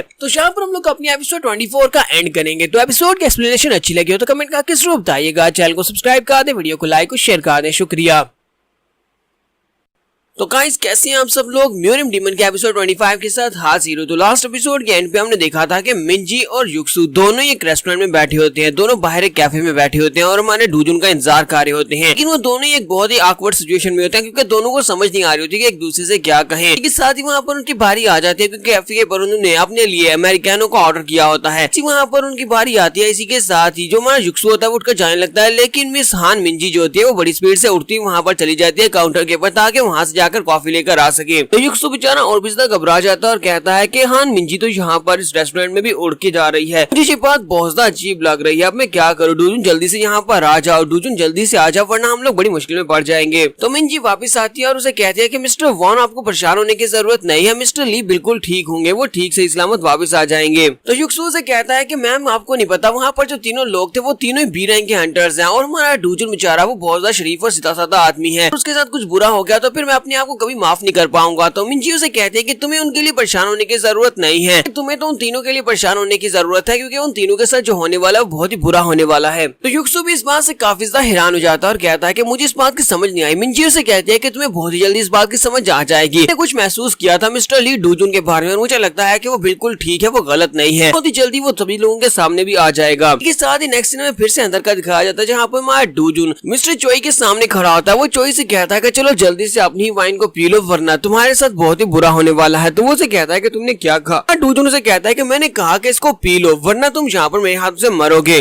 तो इसी के साथ ही चोई आगे बढ़ता है, हमारे डूजुन के सामने खड़ा कर उसे कहता है कि अगर मैं यहाँ पर इसको ना कहता हूँ कि मैं यहाँ पर इसको नहीं पीने वाला तो फिर तुम मेरा क्या बिगाड़ लोगे। फिर साथ ही वो गुस्से के साथ दोबारा उसे कहता है कि मैंने कहा कि मैं यहाँ पर इसको नहीं पीने वाला, तुम मेरा क्या उखाड़ लोगे। तुम्हारा डूजुन अपनी उंगली को यूज करते हुए उसकी चेस्ट के ऊपर मारता है जिससे उसके मेडियन पॉइंट्स को ब्लॉक कर देता है, जिसकी वजह से चोई अपनी बॉडी को मूव नहीं कर पा रहा था। चोई की बॉडी जो होती है वो एक जगह के ऊपर ब्लॉक हो जाती है। इस बात से चोई बहुत ज्यादा घबरा जाता है, कहता है कैसे कैसे हो सकता है, मैं अपनी बॉडी को मूव नहीं कर पा रहा। डूजुन आगे बढ़ता है और उसे कहता है चोई योंगहोन मैंने तुम्हारी बॉडी को यहाँ पर लाइट कर दिया है, अगर तुमने इस ड्रिंक को यहाँ पर पी लिया होता तो तुम्हारे लिए ज्यादा अच्छा रहता, लेकिन अब जबकि तुमने इस ड्रिंक को नहीं पिया तो फिर अब तुम्हें यहाँ पर सजा भुगतनी होगी। साथ ही हमारा डूजुन उसकी गर्दन के ऊपर अपना हाथ डालता है और अपनी पावर्स को रिलीज करता है। जब वो अपनी पावर्स को रिलीज करता है तो चोई योंगहोन वहीं पर चिल्लाना शुरू कर देता है क्योंकि योंगहोन का साथी कहता है कमीने कहीं कि तुम्हारी हिम्मत कैसे हुई हमारे दोस्त के साथ ये सब कुछ करने की। और इसी के साथ ही वो बड़ी स्पीड से भागता हुआ हमारा डूजुन के ऊपर अटैक करने के लिए आगे बढ़ता है। जैसे वो डूजुन की तरफ आगे बढ़ रहा था हमारा डूजुन वहीं पर खड़े खड़े अपने हाथ को साइड के ऊपर करता है और उसे एक पंच मारता है जिससे वो उड़ता हुआ पीछे जाकर दीवार के साथ टकराता है। डूजुन उसे कहता है कि तुम में से दोबारा जिसने भी यहाँ पर बीच में आने की कोशिश की वो पहले मरेगा। इनका जो तीसरा दोस्त होता है वो बेचारा बहुत ज्यादा घबरा जाता है और वहीं पर रुका रह जाता है, वो आगे नहीं बढ़ता। और उसके बाद हमारा डूजुन उसे कहता है चोई योंगहोन यहाँ पर ये सब कुछ नहीं करना चाहिए था, तुमने मेरे दोस्त युक्सु के साथ बिल्कुल भी अच्छा नहीं किया, इसी वजह से अब तुम्हें यहाँ पर सजा मिल रही है, तुमने अपनी हद को पार किया है। साथ ही वो फिर से अपने हाथ में अपनी पावर्स को रिलीज करता है और इसी के साथ उसके पेट में एक जबरदस्त पंच मारता है। डूजुन जब उसके पेट में एक पंच मारता है तो इसी के साथ ही चोई योंगहोन का तो काम तमाम हो जाता है, यानी मरा नहीं है, वो बेचारा बेहोश हो जाता है, वहीं पर ग्राउंड के ऊपर गिर जाता है। तुम्हारा डूजुन उसे कहता है कि अब जबकि मैंने तुम्हारी मेडियंस को बर्बाद कर दिया है तो मतलब यह है कि अब तुम्हारी हंटर की लाइफ खत्म हो चुकी है, अब दोबारा तुम कभी भी एक हंटर नहीं बन सकते, ना ही किसी डंजन में जा सकते हो, जल्दी ही तुम्हें अपने लिए किसी और जॉब को ढूंढना होगा। साथ ही वो बाकी के हंटर से भी कहता है कि मैं यहाँ पर इस बात को इग्नोर तो बिल्कुल भी नहीं करने वाला, और अगर मुझे पता चला कि तुम लोगों ने मेरे बारे में बाहर जाकर लोगों को इस बारे में बताया तो फिर मैं तुम्हें ढूंढूंगा, ढूंढ कर निकालूंगा और उसके बाद एक एक करके तुम तीनों को मार डालूंगा, इसलिए अपना मुंह बंद रखना। तो तीसरा हंटर से कहता है ठीक है बॉस, हम लोग अपना मुंह बंद रखेंगे। हमारा डूजुन वहाँ पर से बाहर निकल जाता है। जब वो बाहर निकल आता है तो वहाँ से सीधा कैफे में आने वाला है। एक सीन में कैफे का दिखाया जाता है जहाँ पर युक्सु मिंजी से कह रहा होता है क्या ये बात वाकई में सच है कि तुम हमारे हंटर्स ब्यूरो के साथ कॉन्ट्रैक्ट साइन करने वाली हो, क्या तुम हमारे ऑफिस को ज्वाइन करना चाहती हो। तो मिंजी उसे कहती है कि अगर मैं तुम्हें सच्ची बताऊं तो ये सिर्फ और सिर्फ एक झूठ है। डूजुन ने मदद मांगी थी तो मैं उसकी मदद करने के लिए यहाँ पर चली आई, तुम्हारे हंटर्स ब्यूरो को ज्वाइन करने का मेरा कोई इरादा नहीं है। तो युक्सु से कहता है तो मैम प्लीज मुझे माफ करना, मेरी वजह से आपको यहाँ पर आना पड़ा अपने इंपॉर्टेंट टाइम में से टाइम निकाल कर। तो मिंजी उसे कहते हैं कि परेशान ना हो, तुम्हें मुझसे माफी मांगने की जरूरत है, ये सब कुछ मैंने डूजुन के लिए किया है। वैसे भी यहाँ पर आने के लिए मेरे अपने मकसद थे, मुझे अपना मकसद हासिल हो जाए और मुझे क्या चाहिए। ये बात सुनने के बाद युक्सु काफी ज्यादा हैरान हो रहा था, क्या है मिंजी को डूजुन से क्या चाहिए होगा। तुम्हारा डूजुन वहाँ पर पहुंच जाता है और कहता है कि सॉरी प्लीज मुझे माफ करना, मैं लेट हो गया। ये उसे कहते हैं कोई बात नहीं, प्लीज बैठ जाओ। तो हैरान होकर डूजुन से कहता है कि डूजुन क्या तुम ठीक हो। तुम्हारा डूजुन उसे कहता है कि हाँ मैं ठीक हूँ, मैं उन लोगों के साथ बैठकर कुछ बस ड्रिंक्स पी कर आया और उन्हें समझा कर आया हूँ कि तुम्हारे साथ ऐसा कुछ भी ना करें। तो हान मिंजी यहाँ पर डूजुन से कहती है मुझे लगता है कि अब यहाँ पर मैंने तुम्हारी मदद किया तो अब मैं तुम्हारी अच्छी साइड के ऊपर आ चुकी हूँ, यानी कि अब तुम मुझसे गुस्सा बिल्कुल भी नहीं होगे। डूजुन उसे कहता है हाँ तुम्हारा बहुत बहुत शुक्रिया, मैं तुमसे गुस्सा बिल्कुल भी नहीं होने वाला। फिर साथ ही की तरफ दिखाते हैं युक्सु काफी ज्यादा खुश हो जाता है और कहता है कि शुक्र है कि मैं यहाँ पर इन लोगों की वजह से सेफ हूँ, वरना वहाँ पर मैं बहुत ही मिजरेबल स्टेट में चला जाता, क्योंकि अगर मुझे वो ड्रिंक पीना पड़ता मेरी ह्यूमैनिटी कहाँ पर जाती, मेरी प्राइड कहाँ पर जाती। तुम्हारा डूजुन उन दोनों से कहता है क्या तुम दोनों ने खाना खा लिया, क्योंकि मेरे घर के ऊपर एक छोटी सी प्रॉब्लम हो गई है, उन्हें को खाने बनाने का बहुत ज्यादा शौक है और आज उसने कुछ ज्यादा ही खाना बना लिया है और हमें वो खाना वेस्ट करना पड़ेगा, इसी वजह से चाहता हूँ कि तुम दोनों मेरे साथ चलो, हमें वो खाना वेस्ट ना करना पड़े, हम लोग वो खाना खा लेंगे। ऐसे वो बहुत ही डिलीशियस खाना बनाती है। तो युक्सु से कहता है कि मुझे तो इसमें कोई भी प्रॉब्लम नहीं है। मिंजी भी से कहती है हाँ क्यों नहीं, तो फिर मैं भी तुम्हारे साथ चलूंगी, तुम्हारी बेटी वैसे तुम्हारी बहुत ज्यादा मदद करती है, वो तुम्हारे लिए खाना भी बना देती है। तुम्हारा डूजुन कहता है हाँ वो एक बहुत अच्छी बेटी है। साथ ही बेचारी बेटी को भी दिखाते हैं कि वो बेचारी तो रो रही होती है और ना ही उसने खाना बनाया था क्योंकि हमारे डूजुन ने यहाँ पर झूठ बोला है। वहाँ डूजुन वहाँ से वॉशरूम की तरफ आता है, वहाँ पर आने के बाद अपना मोबाइल निकालता है और अपनी बेटी को कॉल करने लगा है। वो जुनही को कॉल करता है और उसे कॉल करने के बाद कहता है नहीं मुझे तुमसे एक बहुत ही जरूरी काम है। तो जुनही उसे कहती है हाँ डैड मुझे बताओ क्या काम है। तुम्हारा डूजुन से कहता है कि जब तुम डिप्रेस होती हो तो क्या तुम्हें खाने से मदद मिलती है। तो वो कहती है हाँ डैड खाने से मदद मिलती है, जैसे हम अपनी डिप्रेशन को थोड़ा सा भूल जाते हैं। तुम्हारा डूजुन उसे कहता है कि तुम्हें ब्रदर युक्सु तो याद होगा। ब्रदर युक्सु जो है वो बहुत ही बुरी सिचुएशन में है और बहुत ही बुरी तरह से डिप्रेस्ड है। ऐसे मैं चाहता हूँ कि उसके लिए बहुत ही अच्छा सा खाना बनाओ क्योंकि मैं उन्हें घर लेकर आ रहा हूँ। तुम बहुत ही अच्छा खाना बनाती हो। तो अपनी तारीफें सुनने के बाद काफी ज्यादा खुश हो रही होती है। जुनही उसे कहती है ब्रदर युक्सु को क्या हुआ, मुझे बताएं कि ओपा को क्या हुआ है, मैं उनके लिए अच्छा सा खाना बना दूंगी, बताएं उनके लिए क्या बनाना है। डूजुन उसे कहता है कि मुझे नहीं पता, तुम बस अपनी बेस्ट डिशेस बना दो, तुम्हारे पास जो कुछ भी बेस्ट है वो बना दो। साथ ही वो उसे कहता है कि उसके साथ साथ हान मिंजी भी आने वाली है, वो भी मैं उसके साथ या हम लोग इकट्ठे आएंगे। सुनने के बाद वो जल्दी से उठकर खड़ी हो जाती है और कहती है कि डैड मुझे बस 2 घंटे दे दो, 2 घंटे दे दो, 2 घंटे में मैं सब कुछ रेडी कर दूंगी। और जल्दी से वो भागती हुई बाहर चली जाती है ताकि मार्केट से जाकर सामान लेकर आ सके। नेक्स्ट सीन में इनके घर का दिखाया जाता है। जुनही इनके लिए दरवाजा खोलती है, इनको वेलकम कहती है और साथ ही हमारा ड्रैगन भी वहाँ पर भागता पहुंच जाता है और उसे कहता है कि मास्टर तुम यहाँ पर आ गए। हान मिंजी उसे देखती है तो बहुत ज्यादा हैरान हो जाती है और कहती है कि मास्टर लिए अब ये क्या है। डूजुन उसे कहता है कि ये एक पेट है, फिर साथ ही कहता है नहीं ये मेरा पार्टनर है। युक्सु जहाँ पर उसे डिटेल्स बताता है और कहता है कुछ दिन पहले जब हम लोग फील्ड ट्रिप के ऊपर गए थे, बच्चों की फील्ड ट्रिप पर, वहाँ पर डूजुन ने अपने लिए एक एबिलिटी को वेकन किया था जो कि शायद टेमर वाली एबिलिटी थी, जिसकी वजह से इसने इस स्पेशल एनिमल को अपने लिए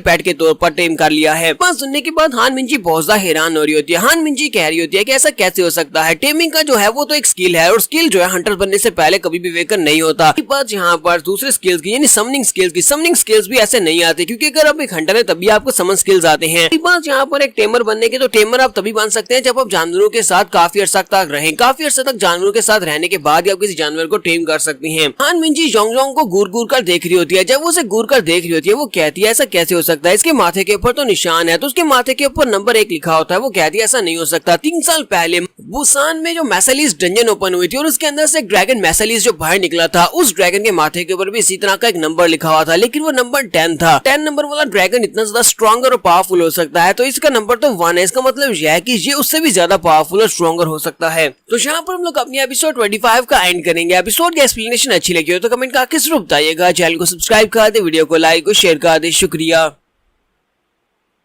तो गाइस कैसे आप सब लोग म्यूरियम डीमन के एपिसोड 26 के साथ हाजिर हो। तो लास्ट एपिसोड के एंड पे हमने देखा था हमारा डूजुन युक्सु और हान मिंजी को दोनों को अपने घर ले आता है, जहाँ पर उन लोगों के साथ वो बैठकर डिनर करने वाला है। यहीं पर युक्सु को दिखाते हैं, वो अपने बॉस को कॉल करता है और उसे कहता है कि चीफ बहुत ज्यादा बुरा हुआ, उन लोगों ने मेरे साथ ऐसा किया। तो चीफ उसे कहता है कि तुम्हें परेशान होने की जरूरत नहीं है, इस तरह के कमीने लोगों की वजह से चाहता हूँ कि तुम इस वीकेंड के ऊपर रेस्ट करो और मंडे वाले दिन काम पर आना, तब फ्रेश माइंड के साथ आना, इस सारी बातों को भूल जाओ जो कुछ भी हुआ है। तो युक्सु से कहता है कि बॉस आपका बहुत बहुत शुक्रिया मेरी बात को समझने के लिए। फिर साथ ही वो उसे गुड नाइट बोलता है और कॉल को कट करता है। तुम्हारा डूजुन उसके पास आ जाता है और उसे कहता है कि सनबे चलो जल्दी से आ जाओ, खाना रेडी है, तुम्हें आकर खाना खाना चाहिए। कहता है कि वाकई में, और इसी के साथ वो टेबल के ऊपर आता है और देखकर कहता है क्या तुम डेली इतना ही खाना खाते हो, ये तो बहुत ज्यादा है। डूजुन उसे कहता है कि हम लोग यूजुअली इतना ज्यादा तो बिल्कुल भी नहीं खाते, आज जुनही ने कुछ ज्यादा बना लिया था, मैंने तुम्हें बताया था ना, इसी वजह से ये सारा जुनही ने बनाया है। फिर वो लोग टेबल के इर्द गिर्द बैठ जाते हैं, वहाँ पर बैठकर खाना खाने लगे हैं। तो यहीं पर युक्सु कहता है कि आज का दिन में बहुत ज्यादा हार्ड था, तुम दोनों को बहुत बहुत शुक्रिया कि तुम दोनों की वजह से मैं यहाँ पर इस बुरी सिचुएशन से बाहर निकल आया। डूजुन से कहता है कोई बात नहीं, हम सभी लोग एक ही जगह के ऊपर काम करते हैं और हम सभी लोग एक दूसरे की मदद करेंगे, नहीं तो और कौन करेगा। डूजुन से कहता है कि युक्सु ये सब कुछ तुम्हारी वजह से हो पाया कि मैं अभी तक अपनी जॉब के ऊपर टिका हुआ हूँ, क्योंकि जब मेरे साथ वो हादसा हुआ था एक्सीडेंट के बाद से मुझे जॉब से निकाल दिया जाता, तुम्हारी सपोर्ट की वजह से मैं अभी तक जॉब कर रहा हूँ। तो मिंजी भी से कहती है कि मिस्टर युक्सु मुझे लगता है कि आप अपने जूनियर्स के साथ बहुत ही अच्छे से पेश आते हैं, जैसे कि मिस्टर डूजुन तुम वाकई बहुत ही अच्छे इंसान हो। तो भी आगे हंसना शुरू कर देता है। उसके बाद वो लोग वहाँ पर खाना खाते हैं और खाना खाने के बाद का सीन दिखाते हैं जब हमारा डूजुन अपनी टेबल के ऊपर बैठा होता है, अपना लैपटॉप ओपन करके वो अपने लैपटॉप के ऊपर कुछ देख रहा होता है। तो उससे एक नोटिफिकेशन आती है जहाँ पर कहा जाता है बी रैंक की ग्रेटर रिफ्ट के लिए उन्हें अब कुछ रिक्रूट्स चाहिए होते हैं, कुछ हंटर्स की उन्हें तलाश होती है और बी रैंक की डंजन को क्लियर करने के लिए तो वहाँ पर कह रहे होते हैं कि उन्हें कोई भी हंटर चलेगा, बी रैंक से नीचे का कोई भी हंटर, चाहे वो रुकी क्यों ना हो, चाहे वो नया हंटर ही क्यों ना हो, वो भी उनके साथ चलेगा। डूजुन इस बात से काफी ज्यादा हैरान होता है और कहता है कि ये यहाँ पर हो क्या रहा है। ये लोग डंजन को क्लियर करने के लिए जाना चाहते हैं। यहाँ पर 3 लोग हैं, 3 लोग जो कि गिल्ड से हैं और वो लोग 3 लोग तीनों ही बी रैंक के हंटर्स हैं और तीनों चाहते हैं कि उनके लिए कोई रुकी हंटर ही आ जाए जिसको अपने साथ लेकर वो डंजन को क्लियर करने के लिए जाने वाले हैं। यहाँ पर इस पार्टी में 2 हीलर हैं और एक टैंकर है। साथ ही वहाँ पर उन लोगों ने कॉल नंबर भी दिया होता है कि अगर आप लोग इस सब में इंटरेस्टेड हैं तो आप इस नंबर पर कॉल कर सकते हैं। तुम्हारा डूजन कहता है मुझे इस बारे में काफी ज्यादा हैरानी हो रही है, 3 बी रैंक के हंटर्स को यहाँ पर रुकी हंटर क्यों चाहिए होगा, जो कि रुकी हंटर का बी रैंक में कोई काम नहीं है। बी रैंक की डंजन में जाकर रुकी हंटर मरेगा तो इसकी वजह से कोई भी रुकी हंटर बी रैंक की ग्रेटर डंजन में जाने के लिए हामी नहीं भरेगा। साथ ही वो कहता है कि चलो मैं यहाँ पर कॉल करके देखता हूँ। तुम्हारा डूजन कॉल करता है और कहता है कि प्लीज मुझे माफ करना पर मैंने यहाँ पर आपका एड देखा, अनाउंसमेंट में लिखा हुआ है कि आप लोग हंटर्स को रिक्रूट कर रहे हैं ताकि आप लोग एक बी रैंक की डंजन को क्लियर करने के लिए जा सके। तो वो आगे सेंटर से कहता है कि हाँ तुम एक नए हंटर हो तब भी हमें कोई मसला नहीं है, तुम्हें टाइम और लोकेशन बता देंगे, तुम्हें उस जगह के ऊपर आना है और आकर डंजन को क्लियर करवाना है, क्योंकि हमारे पास जो टैंक्स है वो काफी ज्यादा पावरफुल है और हमारे पास जो अपने मेंबर्स हैं वो काफी स्ट्रॉन्ग हैं, तो तुम्हें ज्यादा नुकसान नहीं होगा। हमारे पास सबसे बेस्ट हीलर्स हैं, बी रैंक के हीलर्स जो कि किसी भी वोन को बड़ी आसानी से हील कर सकते हैं। इसका मतलब यह है कि ये बहुत ही सेफ जर्नी होने वाली है। अगर तुम ज्वाइन करना चाहते हो तुम आ सकते हो। डूजून इस बात से और भी ज्यादा हैरान होता है। साथ ही वो उनसे कहता है तो फिर ठीक है मुझे टाइम और लोकेशन बता दो कि मुझे कहाँ पर आना है। तो वो लोग उसे कहते हैं हाँ क्यों नहीं, सीओ बिंगो स्टेशन के करीब आना है 10 बजे, सुबह के वक्त 10 बजे आ जाना संडे वाले दिन। तुम्हारा डूजन कहता है ठीक है मैं वहाँ पर पहुंच जाऊंगा। डूजन इस बात से और भी ज्यादा हैरान होता है। कॉल कट करने के बाद वो सोच रहा होता है कि यहाँ पर मुझे कोई भी इंटरव्यू से नहीं गुजरना पड़ा, मेरा कोई भी इंटरव्यू नहीं लिया गया। जैसे कि उन्हें यहाँ पर हंटर चाहिए, एक ऐसा हंटर चाहिए जिसे वो का बकरा बना सके, जिसका वो कुछ पूछ भी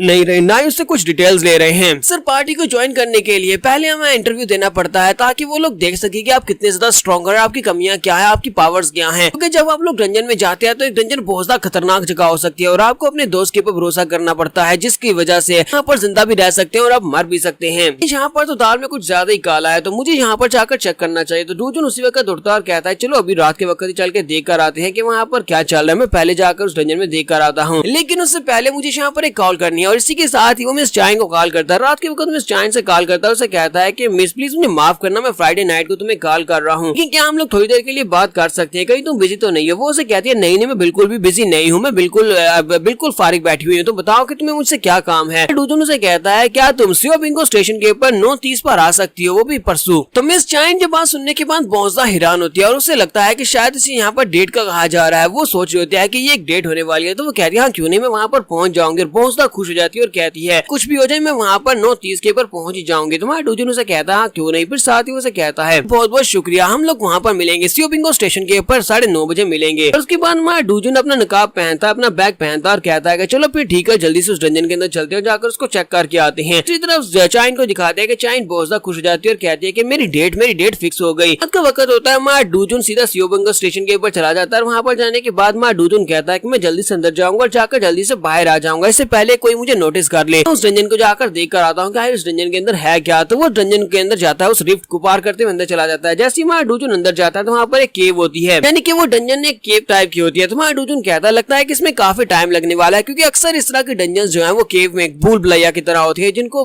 पार कर पाना काफी ज्यादा मुश्किल होता है। डूजन अंदर जाने के बाद अपने सिस्टम को एक्टिवेट करता है और अपने सिस्टम में उस डंजन को एंट्री करवा देता है, क्योंकि वहाँ पर जितना ज्यादा वो आगे जाता जाएगा उतना ज्यादा उस डंजन की मैपिंग करता जाएगा और बाद में आने वाले हंटर्स के लिए और भी ज्यादा आसान हो जाएगा कि वो डंजन में जाकर हंटिंग कर सकें। तो वहाँ पर डूजन जैसे चलते हुए आगे बढ़ता है उसे वहाँ पर स्लाइम दिखाई देता है। डूजन जैसे वहाँ से आगे की तरफ बढ़ रहा होता है उसे वहाँ पर स्लाइम दिखाई देता है। वो नीचे बैठकर उसको एनालाइज करता है और कहता है कि ये तो स्लाइम है, लेकिन ये पॉइजनस स्लाइम है। हालांकि ये इतना ज्यादा पॉइजनस नहीं है कि इससे मौत हो सके, लेकिन अगर जख्म के ऊपर डायरेक्टली ये लगेगा तो उससे बहुत ज्यादा नुकसान हो सकता है, बंदा पैरालाइज भी हो सकता है। साथ ही वो कहता है कि जितना मैं इस बारे में जानता हूँ यहाँ पर मैरफॉल की जिंगल स्पीशीज भी नहीं है। मैरफॉल यानी कि मरमेड्स। वो कहता है कि मरमेड्स की कोई भी ऐसी स्पीशीज नहीं होती जो कि अपने पास से इस तरह के पॉइजनस म्यूकस को छोड़ती हो, तो फिर यहाँ पर कोई और मॉन्स्टर हो सकते हैं। साथ ही साइड के ऊपर से एक मॉन्स्टर दिखाई देता है, वहाँ पर वाकई में एक मरमेड मैन होता है। तो मरमेड वहाँ पर से निकल कर आता है, उसके सामने आकर खड़ा हो जाता है और उसके सामने आकर उसे डराने की कोशिश कर रहा है। हमारा डूजन उसे देखता है और कहता है कि ये लो यहाँ पर पहला मरमेड आ चुका है, लेकिन ये मरमेड तो बिल्कुल भी नहीं है, क्योंकि मरमेड की तरह का दिखता है लेकिन ये मरमेड नहीं है और हमारे मॉन्स्टर इंडेक्स के अंदर इसकी एंट्री भी नहीं है। इसका मतलब यह है कि ये एक नया मॉन्स्टर है। डूजन उसकी पूंछ को देखता है तो उसकी पूंछ के अंदर से वो स्लाइम निकल रहा होता है। वो स्लाइम जो होता है वो उसी की बॉडी के अंदर से निकल रहा था। तो वह डूजन कहता है तो ये म्यूकस स्लाइम जो है वो इसकी बॉडी के अंदर से निकल रहा है। तो मरमेड मॉन्स्टर होता है वो अपना मुंह खोलकर मार डूजन के ऊपर अटैक करने के लिए आगे बढ़ने लगता है। तो मार डूजन से घूर कर देखता है, जिसकी वजह से वो बहुत ज्यादा घबरा जाता है, वहीं पर रुक जाता है। मार डूजन आगे की तरफ बढ़ता है और इसी के साथ ही वो मॉन्स्टर भागने लगता है। तो मार डूजन उसे कहता है कि अगर तुम हिले तो तुम मरोगे, इसलिए चुपचाप चुपचाप खड़े रहो। ना मॉन्स्टर घबराकर वहीं पर रुक जाता है। हमारा डूजन आगे बढ़ता है, उसके करीब चला जाता है। उसके करीब जाने के बाद उसके सर को पकड़ता है और उसको चेक करना स्टार्ट करता है कि आखिर जी म्यूकस जो है वो कहाँ से निकल रहा है, पॉइजनस म्यूकस, और इसकी वीकनेस क्या हो सकती है। तुम्हारा डूजन उसकी बॉडी को चेक करता है, ऊपर से लेकर नीचे तक, उसका मुंह खोलकर भी चेक करता है, लेकिन उसे कहीं पर भी म्यूकस दिखाई नहीं देता। हमारा डूजन कहता है कि इसकी बॉडी के अंदर से तो म्यूकस नहीं निकल रहा। आईजे इस म्यूकस को कहाँ से सिक्रेट करता है कि जिससे ये अपने दुश्मन के ऊपर अटैक करके उसे पैरालाइज कर सकता है। तुम्हारा डूजन उसकी पूरी बॉडी को चेक कर रहा था, वो नीचे बैठकर उसकी बॉडी को चेक करता है तो मॉन्स्टर बेचारा घबरा रहा होता है। उसे कहता है कि हिलना बंद करो वरना मैं तुम्हें बहुत ही बुरी तरह से पीटने वाला हूं, उसके बाद तुम हिलने के लायक ही नहीं रहोगे। इसके बाद हमारा डूजन उसकी बॉडी को चेक करने के बाद से पता चल जाता है कि ये म्यूकस कहाँ से निकल रहा है। वो उसके हाथों के अंदर से निकल रहा था। वो कहता है तो अब मुझे पता चला कि इसकी पॉम के अंदर से ये पॉइजनस म्यूकस निकल रहा है। डूजन कहता है कि तो यहाँ पर मुझे इसकी कमजोरी पता चल गई, अगर इस तरह के मॉन्स्टर से फाइट करनी है, इस तरह के मरमेड से फाइट करनी है तो पहले हमें इनके हाथ काटने होंगे। अगर हम लोग इनके हाथ काट देते हैं तो उसके बाद इनसे फाइट बहुत ज्यादा इजी हो जाएगी, क्योंकि ये अपने म्यूकस को यूज नहीं कर पाएंगे जो कि पॉइजनस है। डूजन उसकी बॉडी को एनालाइज करने के बाद से किक मारता और कहता है कि चलो अब यहाँ से दफा हो जाओ, तुमने अच्छा काम किया। तो मॉन्स्टर जो होता है वहाँ से भागकर जा रहा था। डूजन उसे कहता है कि अगर तुम जिंदा रहना चाहते हो तो जब तक मैं यहाँ पर हूँ तब तक इस केव के सबसे डीपेस्ट पार्ट में जाकर छुप जाओ और दोबारा मेरे सामने मत आना, ना तुम मेरे हाथों से ही मरोगे। तो यहाँ पर हम लोग अपनी एपिसोड 26 का एंड करेंगे। नेक्स्ट एपिसोड में और देखेंगे यहाँ पर इसके डंजन के बॉस रूम के अंदर क्या है, आखिर वो तीनों हंटर्स यहाँ पर लोअर रैंक के हंटर्स को क्यों लेकर आना चाहते हैं। तो एपिसोड की एक्सप्लेनेशन अच्छी लगी तो कमेंट करके जरूर बताइएगा। चैनल को सब्सक्राइब कर दे, वीडियो को लाइक और शेयर कर दे। शुक्रिया।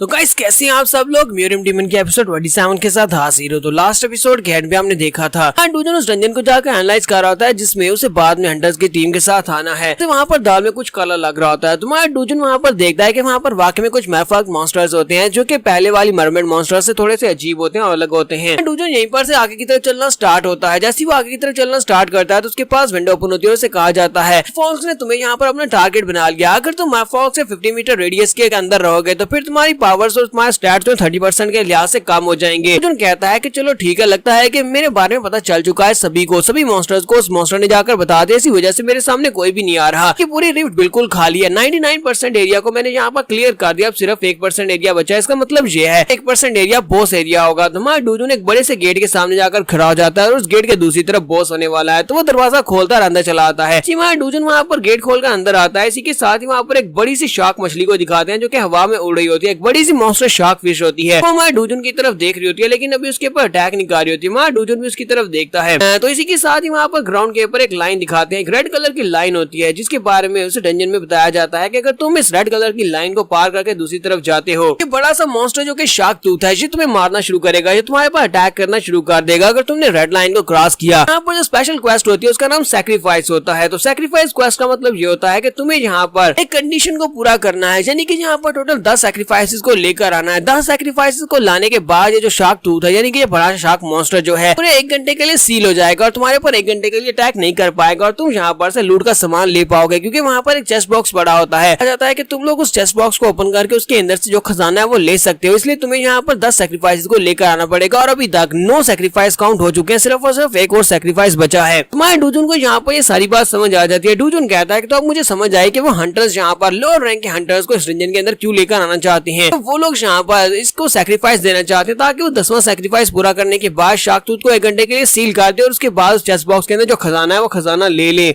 हमारा डूजन उस रेड लाइन को पार करता है। रेड लाइन को पार करने के बाद आगे बढ़ता और कहता है कि चलो देखते चल के उस चेस्ट बॉक्स के अंदर क्या रखा हुआ है। जैसे वो रेड लाइन को पार करता है शार्क मॉन्स्टर्स के ऊपर अटैक करने के लिए आगे बढ़ता है। अपना बड़ा सा मुंह खोलकर हमारा डूजन पर अटैक करने के लिए उसके करीब पहुंचता है। शार्क मॉन्स्टर हमारे डूजन के करीब पहुंचता है। हमारा डूजन उसकी तरफ देखता है और उसे देखकर गुस्से के साथ से कहता है कि मैं इस वक्त बहुत ही बुरे मूड में हूं, अगर तुम मेरे करीब आए तो फिर तुम मरोगी, चुपचाप यहाँ से दूर हट जाओ। तो शार्क मॉन्स्टर जो होता है वो घबरा कर डर कर वहां से वापस मुड़ जाता है, जबकि हमारा डूजन जाकर चेस्ट बॉक्स के ऊपर बैठ जाता है और साथ ही कहता है जबकि मैं यहाँ पर आ चुका हूँ तो फिर यहाँ पर और ज्यादा डेटा हासिल कर लेते हैं और इस पूरी की पूरी डंजन को रजिस्टर कर देते हैं। डूजन वहाँ पर थोड़ी देर के लिए बैठता है, थोड़ी देर बैठकर अपने डेटा को पूरा करता है, क्योंकि उसे वहाँ पर 5 मिनट के लिए शार्क टूथ से बचना होता है। 5 मिनट तक अगर तुम लोग वहाँ पर सर्वाइव कर पाते हो तब भी शार्क टूथ सील हो जाएगी और चेस्ट बॉक्स अपने आप ओपन हो जाएगा। डूजन 5 मिनट वहाँ पर बैठता है तो चेस्ट बॉक्स अपने आप ओपन हो जाता है। जैसे वो ओपन होता है तो उसके अंदर से डूजन को एक तलवार निकल मिलती है, एक तलवार जो कि काफी स्पेशल तलवार होती है जिसे स्पॉइल्स ऑफ वार कहते हैं। तुम्हारा डूजन कहता है कि ये तो एक बहुत ही अच्छी तलवार है जो कि शार्क टूथ से बनी करनी है। ए रैंक का वेपन है जो कि मिस जाइन के लिए बिल्कुल परफेक्ट रहेगा। हालांकि ये है भी काफी लाइट। डूजुन काफी ज्यादा खुश हो रहा था और कहता है चलो फिर ठीक है, ये वाली तलवार जाकर मिस जाइन को देते हैं। अब वापस जाने का वक्त आ चुका है। तुम्हारा डूजुन वहाँ से वापस अपने घर आ जाता है। तुम्हारा डूजुन जैसे घर वापस आता है तो ड्रैगन बड़े मजे से सो रहा होता है। डूजुन घर से बाहर गया और फिर घर के अंदर एंटर हुआ। अभी तक ड्रैगन को बिल्कुल भी होश नहीं होती कि कौन आया कौन गया। डूजुन कहता जरा देखो तो सही, मैं से यहाँ पर जुनही को और अपने घर को गार्ड करने के लिए लेकर आया था, लेकिन ये यहाँ पर कितने मजे से सो रहा है। डूजुन से पाँव के साथ हिलाता है और उसे कहता है कि वो जाकर कॉर्नर में सो जाओ, दीवार के साथ लगो। यहाँ पर सेंटर में क्यों सो रहे हो, तुमने रास्ता ब्लॉक किया हुआ है। लेकिन वो आगे से कुछ बड़बड़ा रहा होता है कि जुनही प्लीज मेरे डॉग फूड के ऊपर मीट चढ़ाकर मुझे दे दोगे, नहीं सॉरी डॉग फूड के अंदर मीट छुपाकर मुझे दे दो। ऐसा ना हो कि उस बॉस को पता चल जाए, कहीं बॉस को पता चल गया तो वो बहुत ज्यादा गुस्सा हो जाएगा। तुम्हारा डूजुन कहता है कि यहाँ पर क्या बकवास की जा रहा है, चलो छोड़ो इसको, मैं जाकर सोता हूँ।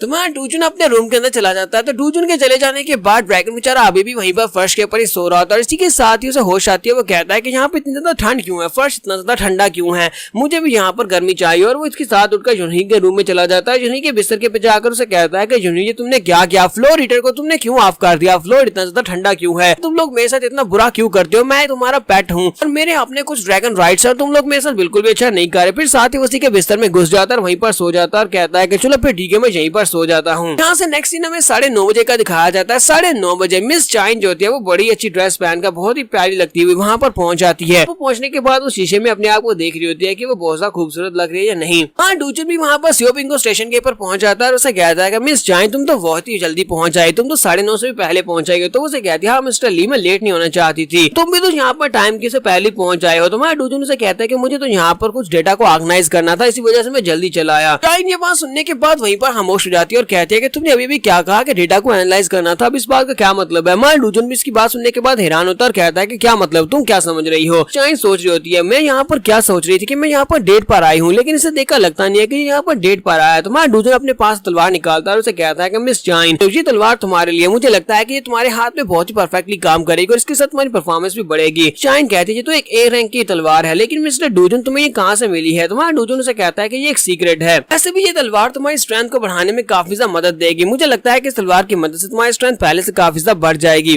तो हमारे डूजुन से कहता है क्यों ना हम लोग वहाँ पर साइड के ऊपर चल के बैठते हैं और कुछ खा पी लेते हैं, क्योंकि अभी बाकी के हंटर्स को आने में टाइम है। जब बाकी के हंटर्स आ जाएंगे उसके बाद हम लोग रिफ्ट के अंदर एंटर होंगे, जब तक वो लोग नहीं आते तब तक मैं तुम्हें यहाँ पर रिफ्ट की इन्फॉर्मेशन दे देता हूँ। इस जाइन को ये सारी बातें सुनने के बाद बहुत बड़ा झटका लगता है और साथ ही बेचारी उदास हो जाती है और कहती है कि मुझे लगा ही था कि मैं यहाँ पर किसी फन के लिए तो नहीं आ सकती क्योंकि तुम एक फन गाय हो ही नहीं। डूजुन इस बात से और भी ज्यादा हैरान हो जाता है। फिर साथ ही वो उसकी तरफ घूर कर देखता है, जब उसको पूरी तरह से एनालाइज करता है तो उसे समझ आती है कि यहाँ पर किसी भी तरह से किसी भी एंगल से ऐसा नहीं लग रहा कि ये एक हंटर बनकर आई है, क्योंकि इसने कानों में महंगे इयरिंग्स पहने हुए, गले में चेन पहनी हुई है, इसने हील वाली चप्पल पहनी हुई है, साथ ही इसके हाथ में एक बास्केट है जिसके अंदर खाना है। ऐसा लगता है जैसे ये पिकनिक के ऊपर आई है, ना कि यहाँ पर हंटिंग के लिए आई है। तो अब हमारा डूजुन बेचारा बहुत ज्यादा घबरा रहा था क्योंकि उससे यहाँ पर एक बहुत बड़ी गलती हो गई है, क्योंकि उसने जाइन को बताया नहीं था कि वो डंजन के लिए उसे यहाँ पर बुला रहा है, डंजन को क्लियर करने के लिए। हमारी जाइन जो होती है बहुत ज्यादा गुस्से में होती है और गुस्से के साथ से कहते हैं कि मिस्टर ली तुम्हें नहीं पता कि ये तुम्हारी सबसे बड़ी गलती है, ये तुम्हारी गलती है कि तुमने मुझे पहले इस बारे में इन्फॉर्म नहीं किया। मुझे लगता है कि मैं एक कॉन्ट्रैक्ट हंटर हूँ, कॉन्ट्रैक्ट हंटर को इससे पहले इन्फॉर्म किया जाता है कि उसे कौन सी डंजन को क्लियर करने के लिए जाना है, यहाँ पर जाना है, लेकिन तुमने यहाँ पर मुझे इस बारे में नहीं बताया कि डंजन को क्लियर करने के लिए आए हैं यहाँ पे नहीं। मिस्टर डूजुन तुमने यहाँ पर हमारे कॉन्ट्रैक्ट के रूल्स को तोड़ा है, तो बताओ कि तुम्हें यहाँ पर क्या सजा दी जाए, तुम्हें इसकी रिस्पॉन्सिबिलिटी उठानी होगी। तुम्हारा डूजुन से कहता है कि मैं इस बारे में माफी चाहता हूँ, पहले तुम्हें इस बारे बताना चाहिए था कि हम लोग डंजन को क्लियर करने के लिए यहाँ पर आए हैं, तो मैं इस बात को मेक श्योर करूंगा कि मैं यहाँ पर तुम्हें ओवर टाइम पे जरूर लेकर दूं, तुम्हें यहाँ पर इस डंजन को क्लियर करने के लिए ओवर टाइम जरूर मिलेगी। तो वो उसे कहती है कि नहीं मुझे पैसे बिल्कुल भी नहीं चाहिए। तुम्हारा डूजुन उसे कहता है तो फिर बताओ कि तुम्हें क्या चाहिए। तो मिस जाइन उसे कहती है कि मुझे ये चाहिए कि हम दोनों एक साथ डिनर करेंगे, अगली बार हम दोनों एक साथ डिनर करेंगे और उस वक्त पैसे भी तुम दोगे, क्या तुम्हें ये बात मंजूर है। तुम्हारा डूजुन उसे कहता है कि ये मुश्किल तो नहीं है, तो फिर ठीक है हमारी डील हुई। जाइन उसे कहती है हाँ ये मुश्किल नहीं है, लेकिन सिर्फ हम दोनों होने चाहिए, जहाँ पर हम लोग डिनर करने के लिए जाएंगे वहाँ पर सिर्फ हम 2 लोग होंगे। तुम्हारा डूजुन कहता है ठीक है ये भी मुश्किल नहीं है। आदि उसे कहती है तो फिर ठीक है आ जाओ मेरे साथ आ जाओ, हम लोग वहाँ पर साइड के ऊपर चलकर बैठते हैं। तो वो लोग साइड के ऊपर जाकर बैठ जाते हैं। तो मिस जाइन जहाँ पर बास्केट के अंदर कुछ सैंडविचेस बनाकर लाई होती है। तुम्हारा डूजुन वो सैंडविच खा रहा था और उसे कहता है कि हम खाने को वेस्ट तो बिल्कुल भी नहीं कर सकते, तो ये खाना मैं ही खा लेता हूँ। मिस जाइन उसे कहती है लेकिन हम लोग डंजन में जाने के लिए लेट नहीं हो रहे, तुमने तो कहा था है कि पूरे 10 बजे डंजन के अंदर एंटर होना है। तुम्हारा डूजुन उसे कहता है कोई बात नहीं, उन लोगों को मैसेज कर दिया है, मैंने उन्हें बताया था कि हम लोग थोड़ा सा लेट हो जाएंगे, वो लोग वहाँ पर रिफ्ट के सामने हमारा इंतजार करेंगे, हमें डायरेक्टली वहीं पर जाना होगा। तो यहाँ पर हम लोग अपनी एपिसोड 27 का एंड करेंगे और नेक्स्ट एपिसोड में देखेंगे कि ये लोग डायरेक्टली डंजन में एंटर होंगे और डंजन में एंटर होने के बाद वहाँ पर उन हंटर्स के साथ क्या होने वाला है या फिर वो इनके साथ क्या करने वाले हैं, नेक्स्ट एपिसोड में हम लोग देखेंगे। एपिसोड की एक्सप्लेनेशन अच्छी लगी हो तो कमेंट करके जरूर बताइएगा, चैनल को सब्सक्राइब कर दे, वीडियो को लाइक और शेयर कर दें, शुक्रिया।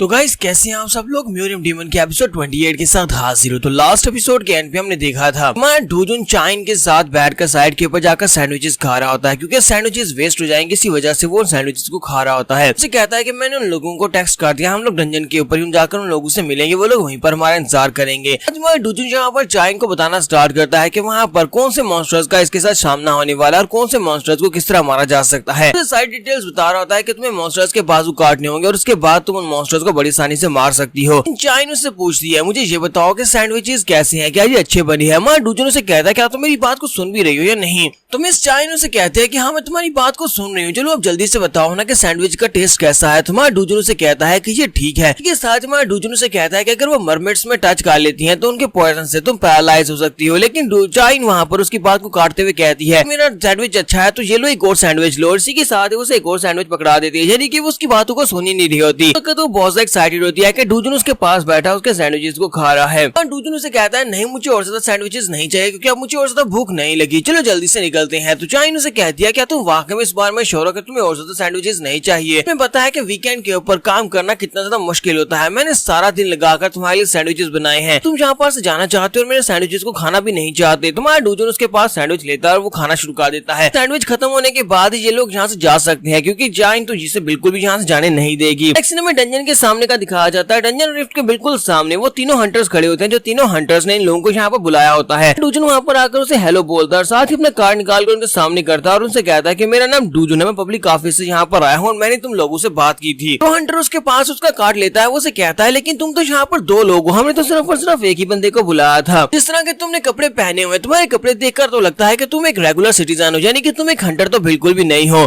डूजुन उसे कहता है कि हाँ मैं हंटर बिल्कुल भी नहीं हूँ, यहाँ पर मिस चाइन ये एक हंटर है, मैं इसका मैनेजर हूँ। इसी के साथ ही वो लोग एक दूसरे की तरफ देखते हैं, फिर साथ ही वो उस कार्ड के ऊपर देखते हैं क्योंकि उस कार्ड के ऊपर हमारे डूजुन के बारे में डिटेल्स लिखी होती है। वहाँ पर लिखा होता है कि ये सिटी हॉल में काम करता है। डूजुन ने अपने सिटी हॉल के बारे में बताता है और कहता है कि हमारा सिटी हॉल जो है ये सिटी रिफ्ट मैनेजमेंट सेंटर जो है 5 साल पहले बना था और तब से लेकर अब तक हम लोग यहाँ पर डंजन्स को क्लियर करते आ रहे हैं, डंजन्स को रिफ्ट्स को मैनेज करते आ रहे हैं। तक हम लोग सी रैंक और उससे लोअर लेवल की जितनी भी डंजन है उन सभी को मैनेज कर रहे हैं। तो वो उसकी बात सुनने के बाद कहते हैं लेकिन हम लोग तो बी रैंक की डंजन के अंदर जाने वाले, क्या तुम वाकई में श्योर हो कि तुम बी रैंक की डंजन में जा सकते हो। डूजुन से कहता है कि तुम्हें इस बारे में परेशान होने की जरूरत नहीं है, हमारी मिस चाइन बी रैंक हंटर बन चुकी है और वो बी रैंक की डंजन में जा सकते हैं और उसे क्लियर कर सकती हैं। इसके अलावा मिस चाइन अकेली अंदर नहीं जाने वाली बल्कि मैं भी उनके साथ ही अंदर जाने वाला हूँ। तो ये बात सुनने के बाद वो तीनों बहुत ज्यादा हैरान हो जाते हैं। एक बंदा आगे बढ़ता है, उससे कहता है कि लेकिन तुम तो एक आम से सिटीजन हो और एक आम से सिटीजन को हम लोग रिफ्ट के अंदर लेकर नहीं जा सकते। तुम्हारे डूजुन से कहता है नहीं मैं एक आम से सिटीजन बिल्कुल भी नहीं हूँ, हंटर का मैनेजर हूँ, हम दोनों के कॉन्ट्रैक्ट के मुताबिक मुझे भी अपने हंटर के साथ अंदर जाना होगा, इसी वजह से मैं अपने हंटर के साथ अंदर जाने वाला हूँ। सामने वाला हंटर उसे कहता है तो प्लीज मुझे माफ करना, लगता है कि हमें यहाँ पर इस बार में दोबारा सोचना पड़ेगा। तो दूसरा हंटर साथी उसे कहता है कि सर रुको मेरी बात सुनो, के ऊपर आना मुझे तुम्हारे साथ बात करनी है। और वो मिस्टर ली से कहता है मिस्टर ली हमें आपके साथ काम करके अच्छा लगेगा। दोस्त को साइड के ऊपर ले जाता है और उसे कहता है फिर जल्दी से हम लोग यहाँ से निकलते हैं। उसका दोस्त से कहता है लेकिन क्या कर रहे हो, हम लोग दो बंदूक अपने साथ लेकर कैसे जा सकते हैं, क्या तुम्हें लगता है कि हम लोग वहाँ पर पब्लिक ऑफिशियल को क्या करेंगे। साथी उसे कहता है कि तुम्हें यहाँ पर चीजों को कॉम्प्लिकेटेड बनाने की जरूरत नहीं, हम लोग अंदर जाने के बाद इन दोनों को मार डालेंगे और उसके बाद ना सबूत बचेगा और ना ही यहाँ पर हमारे खिलाफ कोई कार्रवाई की जा सकती है और हमें वहाँ से वो चीज भी मिल जाएगी, वो बॉक्स ओपन हो जाएगा। ठीक है, साथ ही ये लोग उस रिफ्ट के अंदर एंटर होते हैं। तो रिफ्ट के अंदर एंटर होने के बाद ये लोग केव में आगे की तरफ चलना स्टार्ट करते हैं। तो मिस चाइन जैसी वहाँ पर एंटर होती है इसी के साथ ही वो अपनी वो ब्लेसिंग को भी एक्टिवेट कर लेती है। वो ब्लेसिंग को एक्टिवेट करने की वजह से उसके अपने स्टैट्स काफी ज्यादा इंक्रीज होते हैं क्योंकि डूजुन उसका लॉर्ड बन जाता है। तो उसके लॉर्ड बनने की वजह से उसकी स्टैट्स पावर्स और उसकी स्ट्रेंथ काफी ज्यादा बढ़ जाती है। तो डूजुन की तरफ देखते तुम्हारा डूजुन भी उसकी तरफ देखता है तो उसकी तरफ देखा हल्का सा मुस्कुरा देती है। हमारा डूजुन से कहता है क्या हुआ, क्या कुछ गलत है। वो कहती है नहीं कुछ भी गलत नहीं है। डूजुन से कहता है कि मिस चाइन मैंने तुम्हें सैंडविच खाते हुए जिस बारे में बताया था कि यहाँ पर जो मैरफॉग मॉन्स्टर है उन सभी के हाथ काटने होंगे वरना वो तुम्हें पैरालाइज कर सकते हैं, क्या तुमने मेरी बातों को ठीक से सुना था। उसे कहती है हाँ मैंने तुम्हारी बातों को ठीक से सुना था, मुझे पता है कि क्या करना है, मुझे उनके बाजू काटने होंगे। अगर मैं उनके तेजी के साथ उनके बाजू काट देती हूँ यहाँ पर कोई भी मुश्किल नहीं होने वाली, वो हमें टच भी नहीं कर पाएंगे। तो परेशान होने की जरूरत नहीं है, मैं इस बारे में पूरी तरह से कॉन्फिडेंट हूँ कि मैं ये कर सकती हूँ। तुम्हारा डूजुन डूजन कहता है चलो फिर अच्छी बात है। साथ ही वो लोग आगे की तरफ चलते हुए जा रहे होते हैं तो वो तीनों हंटर्स कहते हैं कि ये अचानक से हो क्या रहा है जहाँ पर कोई भी मॉन्स्टर निकल कर नहीं आ रहा। हमने अभी तक जितना एरिया पार कर लिया है यहाँ तक अभी तक कोई भी मरफॉर्म मॉन्स्टर में दिखाई नहीं दिया। हमें इस डंजन के अंदर एंटर हुए जितना टाइम गुजर चुका है मुझे लगता है कि अभी तक तकरीबन 20 मरफॉर्म मॉन्स्टर्स हमारे सामने आ जाने चाहिए थे। अभी तक तो एक मॉन्स्टर भी हमारे सामने नहीं आया। साथ ही डूजन उन लोगों से कहता है कि सभी लोग रेडी हो जाओ, तुम्हारे सामने 5 मॉन्स्टर्स हैं। यहाँ से तकरीबन 10 मीटर सामने 5 मॉन्स्टर्स हैं। तो दूसरे हंटर्स जो होते हैं वो उसे कहते हैं कि तुम्हें क्या हो गया, तुम अचानक से किस तरह की बातें करना शुरू कर दी, तुम्हें क्या लगता है कि तुम कोई बहुत ही महान हंटर हो जो दूर से गैस कर सकता है कि सामने से मॉन्स्टर्स निकल कर आ रहे हैं। तो इसी के साथ सामने से 5 मरफॉर्म मॉन्स्टर्स निकलकर बाहर निकलते हैं। जैसे वो उनके सामने आकर अपना मुंह खोलकर चिल्लाना शुरू करते हैं। इसके साथ वो हंटर्स कहते हैं चलो जल्दी से रेडी हो जाओ, हमें इनके ऊपर अटैक करना होगा। लेकिन हमारी चाइन जो थी वो बड़ी स्पीड के साथ उनके पास से आगे गुजर जाती है। मॉन्स्टर्स के ऊपर अटैक करना स्टार्ट करती है। वो सबसे पहले जाकर एक मॉन्स्टर के बाजू काटती है, फिर इसी के साथ बाकी मॉन्स्टर्स के ऊपर अटैक करना स्टार्ट करती है। दूसरे हंटर्स कहते हैं कि ये बेवकूफ लड़की तो वहाँ पर मॉन्स्टर्स को मारना शुरू कर दी, चलो जल्दी से हम लोग भी आगे बढ़ते हैं और जाकर इस लड़की की मदद करते हैं। हम लोग इस लड़की को यहाँ पर बनने नहीं दे सकते क्योंकि ये तो हमारा सैक्रिफाइस है, इसे बॉस रूम तक लेकर जाना होगा और वो भी जिंदा। तो वो तीनों भी वहीं पर आगे बढ़ते हैं और आकर मॉन्स्टर्स से मुकाबला करना शुरू कर देते हैं। वो उनको मार रहे होते हैं जबकि हमारा डूजन ऊपर खड़ा ये सब कुछ एनालाइज कर रहा होता है। तो हमारा डूजन कहता है कि इन तीनों को यहाँ पर फाइट करते हुए देखकर तो लगता है कि इनमें से कोई भी टैंक नहीं है, यानी कि इन लोगों ने अपने अखबार में जो इश्तिहार दिया हुआ था उस पर लिखा हुआ था कि इनमें से एक टैंक है, लेकिन यहाँ पर टैंक नहीं है। साथ ही हमारा डूजन फिर से उनसे कहता है कि 7 मरमेड्स हैं जो कि यहाँ से तकरीबन 15 मीटर सामने की तरफ है। बस सुनने के बाद वो हंटर्स से कहते हैं कि इसे फिर से कैसे पता चल गया, जबकि उसी वक्त चाइन बड़ी तेजी के साथ फिर से आगे बढ़ जाती है और कहती है यस सर मैं अभी जा रही हूँ। चाइन अकेली उन मॉन्स्टर्स को मारने के लिए निकल पड़ती है, जबकि वो हंटर्स कहते हैं कि 7 मॉन्स्टर्स के साथ अकेले फाइट करना इस लड़की के लिए मुश्किल हो सकता है, चलो हम लोग भी चलते हैं। लोग भी उसके पीछे चल पड़ते हैं। चाइन वहाँ पर जाने के बाद मॉन्स्टर्स के ऊपर अटैक करना स्टार्ट कर दिया। वो एक एक करके उन सभी मॉन्स्टर्स के हाथ काट दी जाती है ताकि वो मॉन्स्टर जो है वो किसी के ऊपर अटैक करके उन्हें पैरालाइज ना कर सके। बड़ी आसानी के साथ उसने 7 मॉन्स्टर्स को अकेले वहाँ पर हरा दिया है। ये देखकर वो सभी लोग बहुत ज्यादा हैरान हो रहे होते हैं और कहते हैं कि अचानक से क्या हुआ, लड़की इतनी ज्यादा तेज कैसे हो सकती है, हम लोगों से भी ज्यादा तेज है। मॉन्स्टर्स के मरने के बाद हमारा डूजन से कहता है कि मिस चाइन अब जबकि यहाँ पर कोई भी मॉन्स्टर नहीं है, लगता है कि तुम्हें यहाँ पर ब्रीदिंग एक्सरसाइज खा लेनी चाहिए। तो चाइन उसे कहती है यस सर मैं अभी करती हूँ। तीनों हमारे डूजन को घूर घूर कर देख रहे होते हैं कि आयुष यहाँ पर चल क्या रहा है, क्या ये इसका टीचर है, ये लोग हैं कौन। उसी के साथ उनमें से एक हंटर बहुत ज्यादा गुस्सा हो जाता है और कहता है ऐसा तो नहीं है कि ये लोग यहाँ पर हमारे प्लान को खराब कर देंगे, क्योंकि अगर इन लोगों ने मेरे प्लान को खराब किया तो फिर मैं इन दोनों को यहीं पर मार डालूंगा। इसके बाद ये फिर से आगे बढ़ना स्टार्ट करते हैं। आगे बढ़ते हुए रास्ते में जितने मॉन्स्टर्स आते हैं उन सभी को मारते मारते ये लोग आगे की तरफ बढ़ते जा रहे होते हैं। चाइन जो थी यहाँ पर मेनली तो हमें चाइन को दिखाया जा रहा है कि चाइन ही मॉन्स्टर्स को मारी होती है। वो बार बार जो भी उसके सामने मॉन्स्टर्स आते हैं वो सभी को वही मारी होती है। उसको मारते मारते ये लोग वहाँ पर लाशें बिछा देते हैं। बहुत सारे मरमेड मॉन्स्टर्स जो होते हैं ये सभी लोग वहाँ पर मरे पड़े होते हैं और चाइन भी यहाँ पर इतने सारे मॉन्स्टर्स को मारने के बाद थोड़ी बहुत थक जाती है, लेकिन बाकी के सभी हंटर्स तो खुले मुंह के साथ चाइन की तरफ देख रहे होते हैं और कहते हैं जरा देखो सही इस लड़की की तलवारबाजी कितनी ज्यादा कमाल की है, यहाँ पर ज्यादा कुछ करना भी नहीं पड़ा और इस लड़की ने अकेले यहाँ पर इतने सारे मॉन्स्टर्स को मार दिया। क्या ये वाकई में एक सी रैंक की हंटर है? लेकिन लगता नहीं है कि ये एक सी रैंक की हंटर है, क्योंकि बहुत ही जल्दी ये बी रैंक पर पहुंचने वाली है और उसके बाद इसके लिए ए रैंक के पर पहुंचना मुश्किल नहीं है। टीम में ऐसा कोई भी नहीं है जो कि इस लड़की की तरह अपने अटैक्स को एग्जीक्यूट कर सकता हो, यानी कि हमारे अटैक्स इस लड़की के सामने कुछ भी नहीं है। ये लड़की बहुत ज्यादा स्ट्रॉन्ग है और इस लड़की को हराना हमारे लिए काफी ज्यादा मुश्किल हो सकता है। डूजन चाइन के पास आता है और उसे कहता है कि तुमने बहुत ही अच्छा काम किया। तो चाइन उसे कह दिया मुझे लगता है कि मैं पहले से स्ट्रॉन्ग हो गई हूँ। तुम्हारा डूजन कहता है हाँ तुम पहले से स्ट्रॉन्ग हुई हो। बाकी के हंटर्स भी उसके पास आते हैं और उसे कहता है कि तुम तो वाकई में बहुत ज्यादा अमेजिंग हो। चाइन उनसे कहती है तुम लोगों का बहुत बहुत शुक्रिया। तुम्हारा डूजन साइड के ऊपर खड़ा होता है और चाइन से कहता है चाइन चलो जल्दी से आ जाओ, हमें आगे बढ़ना है। चाइन भागती हुई उसके पास चली जाती है और कहती है हाँ क्यों नहीं मैं आ रही हूँ। पर हम लोग अपने एपिसोड 28 का एंड करेंगे और नेक्स्ट एपिसोड में देखेंगे कि बॉस रूम के अंदर जाकर क्या होने वाला है। एपिसोड का एक्सप्लेनेशन अच्छी लगी हो तो कमेंट करके जरूर बताइएगा। चैनल को सब्सक्राइब कर दे, वीडियो को लाइक और शेयर कर दे। शुक्रिया। म्यूरियम डीमन के एपिसोड 29 के साथ हाजिर। तो लास्ट एपिसोड के एंड पे हमने देखा था कि मिस चाइन जो होती है वो बड़ी आसानी के साथ मरमेड मॉन्स्टर्स को मारी होती है, क्योंकि डूजन ने से पहले से उनकी कमजोरी बताई होती है। तो लास्ट सीन के ऊपर डूजन चाइन से कहता है कि चलो यहाँ से निकलते हैं और आगे चलते हैं। तो इसी के साथ चाइन भागती उसके पीछे चली जाती है। तो चलते चलते ये लोग काफी दूर आगे निकल आते हैं। वहाँ पर रास्ते में काफी सारे मॉन्स्टर्स को भी मारते हैं। में चलते हुए एक हंटर दूसरे से कहता है हम लोग कब से इस डंजन के अंदर एंटर हुए हैं, लेकिन हमारे सामने बहुत ही कम मरमेड मॉन्स्टर्स आए हैं और जो मरमेड मॉन्स्टर्स जो है ये लोग सिर्फ और सिर्फ वही मॉन्स्टर जो की बाकी सभी से काफी ज्यादा स्ट्रॉन्गर है। जहाँ पर मॉन्स्टर्स का नंबर काफी ज्यादा कम हुआ है, पता नहीं यहाँ पर क्या हुआ है, कुछ तो अजीब है। उसका साथी उसे कहता है कि मुझे लगता है कि तो फिर हमारे लिए और भी ज्यादा आसान हो जाएगा उस रूम तक पहुंचना। साथी वो चाइन के पास जाता है और उसे कहता है कि मिस क्या तुम्हें यहाँ पर हीलिंग की जरूरत है? तो मिस चाइन उसे कहती है नहीं नहीं मैं बिल्कुल ठीक हूँ, मुझे हीलिंग की जरूरत नहीं है। फिर साथी वो कहती है और अगर तुम्हें यहाँ पर किसी को हील करना है तो जाओ जाकर मिस्टर ली को हील करो। मिस्टर ली उनको मुश्किल नहीं होनी चाहिए। तो वो हंटर जाकर मिस्टर ली के पास पूछता है क्या तुम्हें हीलिंग की जरूरत है? हमारा ली से कहता है कि नहीं हमें बिल्कुल भी हीलिंग की जरूरत नहीं है, इनमें से ये पीले बालों वाला जो हंटर होता है ये यहाँ पर खड़ा सोच रहा होता है कि अब यहाँ पर क्या किया जाए। चल तो हमारी बढ़ती जा रही है, हमें नहीं पता था कि ये लड़की इतनी कमाल की हंटर निकलेगी। हम लोग तो यहाँ पर इसको सैक्रिफाइस करना चाहते थे, लेकिन अब यहाँ पर हमें कुछ और सोचना होगा, हमें यहाँ पर कुछ और सोचना है। हम लोग तीनों मिलकर क्या इस हंटर को यहाँ पर मार सकते हैं? इस हंटर को दबाने के लिए हमें कुछ और करना होगा। हम तीनों मिलकर भी इतनी ज्यादा तेज और फुर्तीली हंटर को नहीं पकड़ पाएंगे। फिर साथ ही वो कहता है कि अब मैं क्या करूँ, यहाँ पर हमारे लिए कुछ ना कुछ तो होना चाहिए जिससे हम लोग इस लड़की को बड़ी आसानी से सबड्यू कर सके। साथ ही उसकी नजर हमारे डूजुन के ऊपर पड़ती है और साथ ही वो हंसना शुरू कर देता है और उसके पास कोई प्लान आ जाता है।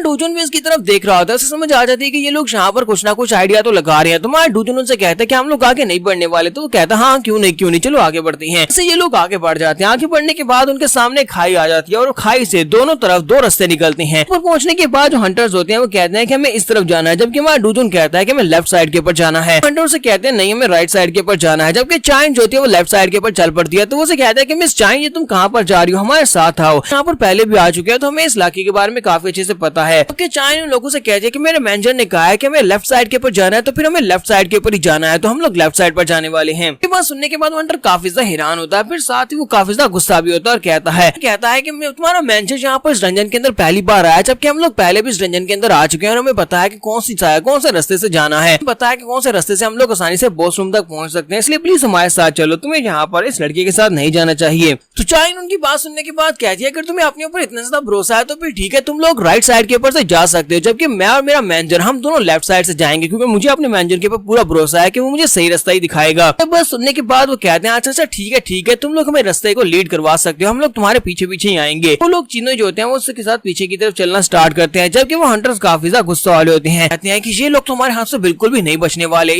उस मैनेजर को तो स्पेशली मैं अपने हाथों से मारने वाला हूँ। 10 मिनट वहां से सामने की तरफ चलने के बाद वो लोग बॉस रूम के बिल्कुल सामने जाकर खड़े होते हैं। ये देखकर वो तीनों हंटर बहुत ज्यादा हैरान हो जाते हैं और कहते हैं कि ऐसा कैसे हो गया, ये इम्पॉसिबल है, इस दरवाजे तक पहुंचने के लिए तो कुछ घंटे लगने चाहिए थे, लेकिन हम लोग सिर्फ और सिर्फ 10 मिनट में यहाँ तक कैसे पहुंच गए। इसका मतलब यह है कि हम लोग अगर राइट साइड के ऊपर से जाते तो फिर हमें बहुत ज्यादा लेट हो जाना था, लेकिन लेफ्ट साइड से हम लोग सिर्फ और सिर्फ 10 मिनट में बॉस रूम तक पहुंच गए हैं। चाइन वहाँ पर खड़ी खड़ी काफी ज्यादा खुश हो रही होती है। साथ ही हंटर आगे बढ़ता है और उसे कहता है अब जबकि हम लोग यहाँ पर एंड तक पहुंच चुके हैं, हमारे सामने इस दरवाजे के पीछे बॉस रूम है और बॉस रूम यानी कि बॉस को जाकर हराना पड़ेगा। मुझे बताओ कि तुम्हारा आगे का प्लान क्या है, तुम लोग आगे क्या करने वाले हो। मिस चाइन अपने मैनेजर से कहती है कि मिस्टर डूजुन मुझे लगता है कि आपको आगे नहीं जाना चाहिए, क्योंकि बॉस रूम वहाँ पर बॉस होगा और वो पावरफुल होगा, तो जो जहाँ पर आपको काफी ज्यादा खतरा हो सकता है, कुछ यहीं पर रुकना चाहिए। मैं अकेले इन लोगों के साथ अंदर जाती हूँ, जाकर मॉन्स्टर से फाइट करती हूँ। डूजुन से कहता है लेकिन मुझे लगता है कि मेरा अंदर जाना काफी ज्यादा बेहतर रहेगा, मैं अंदर जाकर मॉन्स्टर से फाइट को ऑब्जर्व कर सकता हूँ। चाइन उसे कहती है तो फिर ठीक है, चलो फिर ठीक है मेरे साथ आओ। लोग जल्दी से बॉस रूम के अंदर जाते हैं, जाकर बॉस से फाइट करते हैं, लेकिन याद रखना मेरे करीब ही रहना, मुझसे दूर मत जाना। वहाँ पर चाइन आगे की तरफ बढ़ती है, इसी के साथ ही वहाँ पर एक स्पेशल इफेक्ट जो होता है वो एक्टिवेट हो जाता है, स्पेशल इफेक्ट जिसका नाम डिजीज होता है। तो उनमें से एक हंटर जो होता है अपने स्पेशल बफ को यूज करते हुए चाइन के ऊपर उसको अटैक करता है। स्पेशल अटैक डिजीज होता है, उसकी मदद से वो किसी भी सामने वाले अपोनेंट की उसको 30% तक रिड्यूस कर सकता है। जैसे वो अपने बफ को एक्टिवेट करता है वो कहता है चाहे ये कितनी पावरफुल क्यों ना हो, मैं जब अपने डिजीज इफेक्ट को एक्टिवेट करता हूँ तो इसके साथ सामने वाले हंटर की लेवल जो होती है वो 30% तक कम हो जाती है, लेकिन इसी के साथ उसके पास विंडो ओपन होती है और उसे कहा जाता है कि तुम्हारा डिजीज इफेक्ट जो है वो कैंसिल हो चुका है। वहाँ से वो बहुत ज्यादा हैरान हो जाता है, कहता है ऐसा कैसे हो गया, लड़की ने मेरे डिजीज इफेक्ट को नॉलिफाइड कैसे कर दिया, क्योंकि हमारे चाइन ने वोस ब्लेसिंग को एक्टिवेट किया होता है, इसी वजह से सामने वाले का जो डिजीज इफेक्ट होता है उसके ऊपर काम नहीं करता। चाइन जो होती है वो काफी ज्यादा गुस्सा हो जाती है और कहती है कि मुझे पहले से पता था कि यहाँ पर कुछ ना कुछ तो बुरा चल रहा है, तुम लोग वाकई में बहुत ज्यादा बुरे निकले। साथ ही वो पीछे की तरफ घूमती है और कहती है कि अब तुम में से कोई भी यहाँ पर नहीं बचने वाला, क्योंकि तुम लोग यहाँ पर नए हंटर्स को शिकार करते हो, तो तुम लोग यहाँ पर वही कर रहे हो। साथ ही वो दोनों बहुत ज्यादा घबरा जाते हैं और कहते हैं कि अब क्या होगा, क्या हमें इसके साथ फाइट करनी होगी। इसी के साथ जो पीछे से आवाज आती है और कहा जाता है कि हल्ला मत। हमारी चाइन पीछे की तरफ घूमती है और देखती है तीसरा हंटर होता है, उसने जाकर हमारे डूजुन की गर्दन के ऊपर अपनी तलवार रखी होती है और हमारी चाइन जो होती है बेचारी बहुत ज्यादा घबरा जाती है। उसे कहता है कि मिस चाइन प्लीज अपनी जगह से हिलना मत, वरना हम लोग इस बंदे को मार डालेंगे। तो हमारी चाइन वहाँ पर सदमे में चली जाती है और कहती है कि मैं यहाँ पर केयरलेस थी, मुझे यहाँ पर इस बात का ध्यान रखना चाहिए था। मिस्टर डूजुन मेरी वजह से मुश्किलें पड़ गए, मिस्टर डूजुन अगर यहाँ पर मरते हैं तो वो मेरी वजह से मरने वाले हैं।